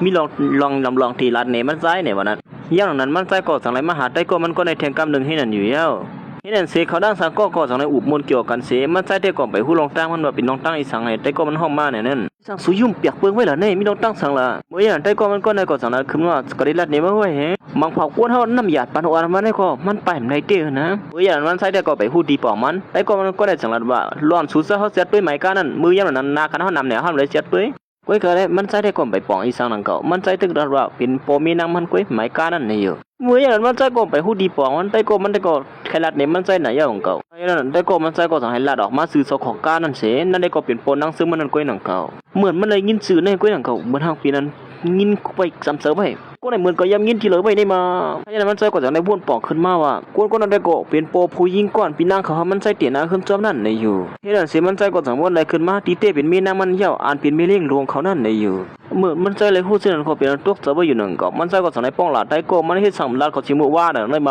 าในอยู่ไอ้เด็กก็มันก็ได้จังแล้วก็ตึกฮู้มึนเตือนก็มื้อก็มีไอ้ในฮู้สิมือว่ารัดหมอก็ฮู้ไว้ก็หันสู่สงก็สึงซิมตัวต่อกันเขาก็ใครลาดเอาลงซึ่งซิมสุดทั้งสองก็ผมมีก็มึงดีเหือกำแน่มือเหลียวมาก็คู่ยาว่าเขาเป็นคนมักมีแหละเป็นมีนางมาเลยนั่นคนเดียวเมื่อเตียนขึ้นจะมอยไว้นั่นก็เป็นพี่นางสุหาปนั่นมือเหลียวมันมุหลลัดเนียวนะเพราะมันเป็นเพลแล้วนั่นแต่ก็มันใจก็สั่งอะไรลักเย่อหยอกมันเรียนอยู่ว่าเมื่อวันนั้นมันถือว่าเขาตื่นเตียมเตียนขึ้นจอมผู้หญิงกว่าไหนมันในวันนั้นเมื่อตัวรู้มือเหลียวเมื่อเตียนขึ้นจอมเขาทำถามก็สั่งอะไรเย่อหยอกกันอยู่เห็นนั้นก็วดดีคู่เนี่ยเมื่อว่าผู้หญิงก็เลยเป็นมีนางเก่าในนั้นก็สั่งเอาหุ่นนั้นก็เตะจมือว่าไปเอากันเนาะมันมือไปเกิดเนาะก่อนมือก็มือเหลียวเนี่ยอ่านไปหุ่นเนี่ยเขาไปหุ่นเนี่ยนอนมีเก่าเนี่ยได้ทุ่นเนี่ยมีเมื่อก็ยังรู้จักมีเผาเที่ยง เขาก็บ่นอยู่ว่าเขาตีลัดเนี่ยเขาซื้อหือกุ้ยกับมือเหลียวนั่นได้ใครขันเจอไว้ก่อนเนี่ยลัดเนี่ยก็ใครพูดไงก่อนมั้งมันใจก็จังวนหาตื้อตังอันตีลัดเนี่ยมีนางมันเนี่ยอยู่เขาอย่างนั้นปังกุมลงเขาก็จะไล่ขึ้นปังกุมลงที่มีนางมันนั่นเทียงนางเสือมันก็สังลัดลองปังกุมลงปอกในนั่นตีให้เราก้นเขาคมเขี้ยเขียงซ้ำนั่นก้นให้กันมานะเขาเขี้ยเขียงเลยกูก็เผยแบบมีชื่อเสียงก็เขาอะไรเหมือนกันเนี่ยเย้าย้อนเปื่อมันนั่งไล่หันหน้าการโผมันตีเฮือนั่นฮีก็คือเข้มอยู่ตื้นเอาเป้เปิ้นไรอยู่ในเย้าไม่เลี้ยงเขาว่าเอาล้อเนาะไม่เลี้ยงงานเนี่ยเตียงจังว่าอีได้ว่าก็นางซื้อมันก็นางคือติดจอยเทียมโผมันนั่นจังไรโป่งความนักลงกว่าเฮาไม่ปาก็ในลงกว่าปืนเขาในว่าเขาขี้เขียงปอกในนั่นสู้ตอนอันตีไรกูนั่นเขาขี้เขียงนั่นหรือสิสู้ตอนเหมือนมือปีป่นมาเย้าหรือสินั่นมีบ้านโคตรของตอนไม่เลี้ยงเฮาต่างตัวก็ตีตอนปันก่อนเหมือนหมดซุ่มเขาเลยยินว่าต่างตัวไม่เลี้ยงเขาก็ห่างเฮียนในนั่นไอ้ผู้ชายคนนั้นก็ซ้ำปตุกเสือลงกว่าเสียไปเลยยินซ้อมไม่อยู่เบปาก็ได้เดไปออกกว่านั้นตั้งรัดเขาความปันแห้งใส่ซื้อมันปาเทียงก่อนให้นั้นตอนตัดใส่ซื้อมันก็ตีหาตื้อตั้งตัดทีละในมีนางมันเป็นคนสัตย์ที่เหมือนกันในนั้นมันใจตีคัดใจเฮ็ดนาการนั้นให้เฮาแคมเรียบในอยู่เมื่ออย่างไหนผู้ชายก็ได้เด็กก็คู่อยู่ว่าใส่ซื้อมันให้เป็นผู้ไม่เลี้ยงลวงเขาเนี่ยใจก็มาละเขาความปันแห้งใส่ซื้อมันเหมือนกันใส่ซื้อมันอ่านติปันวันด้วยนาการเตียนมันใจเฮ็ดนั่นมันใจจังว่านาการในเป็นลองเสียงซิมห่อมฮัดด้วยเหรอผู้สมใครด้วยก่อนเป็นสังก็เหลือใน2 มองใน3 มองว่า4 มองก็ได้ย้อนมือก่อนว่าไหนก็ไว้สิเขาตั้ง2ก็ไปออกความหึงสังนั่นก็หนังเก่าไอ้ผู้ชายเป็นไหลลงก็ได้ก็สังเรียนคำมาตีนาการใช้ซื้อมันเฮ็ดไว้นั่นเขาอย่างนั้นก็สังไรมันล่าเอานาการใช้ซื้อมันอันเฮ็ดเข้มเรียบไว้ตัดที่เขาขี้เขียงพอกํในนั่นมันใจตื่นเตี่ยมย่อมเฮาใช้ซื้อมันเขาขี้เขียงอะไรง่ายๆในเย้ากุ้ยก็ว่าสำหรับมันใจลักเอามันนาการใช้ซื้อมันเย้าสิตาตั้งตัวไม่เลี้ยงเขาสัมปมหารเย้านาการใช้ซื้อมันเฮ็ดจังหือในนั่นในลองตั้งหยาบเผื่อไอ้ผู้ชายเปลี่ยนลายลงนั่นได้ติญากินอยู่ตอนแต่นั่งเสื้อมันก็เป็นอันย่องอ้ำตินาการใจเสื้อมันได้เดียวว่าการขี้เข่งปอกกับในได้ตื่นตีไรที่1อำห้างในอยู่บ้านนั่งก็สังไรตอนส่วนใจเสื้อเหก้ามให้นั่นเหี่ยวถึงกลางในภาพบางเมืองเรื่องเย้าเมียปาก็ในก็สังไรมาลัดเข่าเทียงที่ในให้นั้นนาการอันที่พลไปส่งในก็เน็ตมาส่งห้างผาห้างมันในอยู่ไอ้ผู้ชายก็ในได้ก็เป็นปิ้งโป้หันเสือไว้อยู่เย้าเป็นผู้ว่าใจเสื้อมันเตรียมมีนาการนั่นในอยู่เขาอย่างนั้นมันก็สังไรเขามาที่ในเสมาแกลิดนาการใจเสื้อมันนั่นเทียงเสเมียแหลกลายเตียนเป็นซื้อใจเสื้อมันนั่นเสือเป็นซื้อมันกว่าเปียให้นั่นอยู่เย้าเมปาก็ในกอดสังนั้นมันตีไม่เลี้ยงเขาให้สังแหลมเขาตัดซ้ำกันในอยู่ไม่เลี้ยงเขาสังนั้นที่มันนางว่าปัวมันไหลหันเย้านากันใจซึ่งมันเป็นจึงหือเดียวนั้นมันถึงหยิบใจซึ่งมันอยู่เย้าในเย้าเพราะฉะนั้นก็ปอกกำในเฮาคาเตมาด้วยกันนะเขาก็สังในด้วยนาการก้นเหตุการณ์นั้นกว่าคำก็ให้นั้นก้วยการนาการก้นเส้นนั้นแต่ก็มีเผยเคยเข้มสิก็หือนังเก่าเขาก็จังได้เฮาคำปุ่นกว่าให้นั้นติ๊กๆเขาอย่างนั้นก็นังเก่าสังไรออกมานาการก้นก็กำลืนสุดนั่นการเตียนตัดปอกำในก่อเลยมักมันขึ้นมาเย้าว่าเผาเบิ่นก้นก็ออกเปอันว่านั่นเหมือนเขาเตียนตัดออกซื้อใจเสื้อมันนั่นก้อยหนังเขาซื้อนั่นซ้ำเป็นซื้อไอ้ผู้ชายเป็นลายลงก็นั่นกำเหลียวเนื้อเขาย่านนั้นก้อยหนังเขาตอนตัดใจเสื้อมันก็สั่งไรมาด้วยนาการมันเสียมีอีสังเย้ามีลงตั้งสั่งละในนาการเฮาหางเฮียไว้นั่นน่ะมื้อเหลียวในกวางเหลือมื้อตรงนั่นเขาอย่างไอ้ผู้ชายก็ในก็สั่งในเรียนคำมาสิลันว่าเมื่อเลยเฮ็ดนาการเมื่อมาวางหายไอ้เย่มันมาหลอกนาการใจซื้อมันเสียมกาไปมาหมับเน่ว่าใจซื้อมันนั่นเฮ็ดนาการในอยู่ไอ้ผู้ชายก็นั่นก็ใจละใจซื้อมันนั่นเก่าใจซื้อมันก็มีย่ำเขี้ยวสั่งลันว่ามันเฮ็ดนาการเขาก็ทิ้งหมังหูก็ได้เด้อหูหีแล้วว่าที่ไหนเด้อมื้อพ่อนเขาเถียงกันอยู่นั่นเมปาก็ในก็สั่งไรฮอดมาถึงที่ไหนสิทิ้งกันโอนั้นโมเมอีสังนั้นไอ้ผู้ชายก็ในก็เป็นนั่นซุ่มซื้อไว้อยู่เฮ็ดนั้นป้าในสั่งละขึ้นว่านาการในก้นในไรนำพันนึงมาเมปาก็ในฮู้ไอ้ผู้ชายก็ในนำพันนึงสิตาในก็เม่งโปเสือไว้นั่นเก่าตอนตายในได้ก็ตึกซุ่มซื้อไว้อยู่เฮ็ดนั้นป้าในต่างถามมันแท้กับเมื่อยุ่มยามอยู่ว่าในเป็นของมายุ่มยามเขาในเป็นของข้ากำเหลวผมเจอของข้าคดีเฮ็ดเม่ปาว่าเขาอย่างนั้นใจเสื้อมันไหลหันเมนาการนั่นแหละสิเหมือนนาการมันใจพิษอำเพิงไอ้ก็ฮู้ขึ้นมากำเหลวไอ้ผู้ชายก็ในลักนาการมันมาไหนนั่นไอ้ผู้ชายก็ในก็ยอมหับเสียมก้าไปหมับเน่ว่าใจเสื้อมันอ่างนาการมันในอยู่เพราะว่ามีคนเกี่ยนอย่ามาหมับเน่กันจังไหนเขาอย่างนั้นก็หนังเก่านั่งเสื้อมันก็สั่งไปคำมาสิละว่าพลัดว่าแบบมีศักดิ์ศรีนั่นไงได้อ่อนกันห้องว่าเมเลียงในไอ้ผู้ชายก็ในจำตุกโซลงกว่าสุบินมีไอ้คนผ่านก็ในก็เหือละเมเลียงอีสังที่กับสืบในเมื่อเหในเป็นเมเลียงเฮากำเหลียวเยอะนี่นะเมื่ออย่างนั้นนั่งซื้อมันเลยยินบนห้องว่ามันเมเลียงใส่ซื้อมันสามตุกเสืออีสังที่นั้นก็เปลี่ยนปึงเสือไว้อยู่เป็นสังในใส่ซื้อมันตุกเสืออีสังในนั้นแต่ผู้ชายก็ได้ก็ตึกกับอยู่ว่าใส่ซื้อมันนั่นมีเป็นเมเลียงเมื่ออย่างนั้นมันก็สังในเอาศักดิ์ศรีมันเนี่ยผู้ชายก็ได้กำเหลียวเยอะไม่นะมื่อขยันก็ศักดิ์ศรีมือมันหลักเอานั่นไอ้ก็มันนักดินเนอร์ของบิดาใส่ซื้อสีที่นั้นนะไอ้นี่ก็สังในยอมควมไม่นั่นเป็นคว้างมันอินข้าวคว้างมันอินก้อยก็ลองในนั่งซื้อมันอ่ำป่วยมันใจป่วยกว่าอะไรไงเจ้าก็สังในสั่งกวนมันยอบตัวมันออกกว่าให้นั่นอยู่เย้านั่งซื้อมันได้ก็ตึกวนกวางอยู่เป็นสังในใจซื้อมันอ่ำตุกเสือมันเลยฮู้ว่ามันเป็นไม่เลี้ยงเขาในนั่นตีเตี้ยมันใจซื้อมันบ่ฮู้ไว้เนาะใจซื้อมันจังว่าโอ้โหสุนัขเขียนเต้นนะฮักเลยนี่ก็เป็นอันดีควายเขาเด้งกับมือป้อนเขาด้วยหักกันนั่นเขาอย่างนั้นมันใจก็สังในซับเลี้ยงในนั่งซื้อมันตั้งเสียงตั้งหมดตีเตี้ยมันก็เขาเลยฮู้มาหมวนตั้งเหี่ยวว่านั่งซื้อมันเป็นไม่เลี้ยงในนั่นซึ่งฮู้เลยว่าเป็นไม่เลี้ยงสูเป็นกุนก็หักสูในนั่นเขาก็ตึกฮู้มาโจหนังในนั่นก็อย่างเก่าเขาก็ตึกหาฮู้เก่งเนี่ยแต่มันเขาก็อ้างดิลัดในสูว่าเขาที่ซื้อลัดก้อยกะวนถึงมาสูก็เป็นก้นทางดีเหมือนกันเก่าซึ่งก็เย้านำยาเฮา2คนให้ไปกันพ้นเด้เนาะ เฮ็ดอันสิซื้อเฮาค่ะก็เป็นอันสุดยอดกว่าที่ในยอค่ะป้ออันกันสืบตัวแทงซื้อเหมือนที่มันสิกำค่าเหมือสุงค่ะ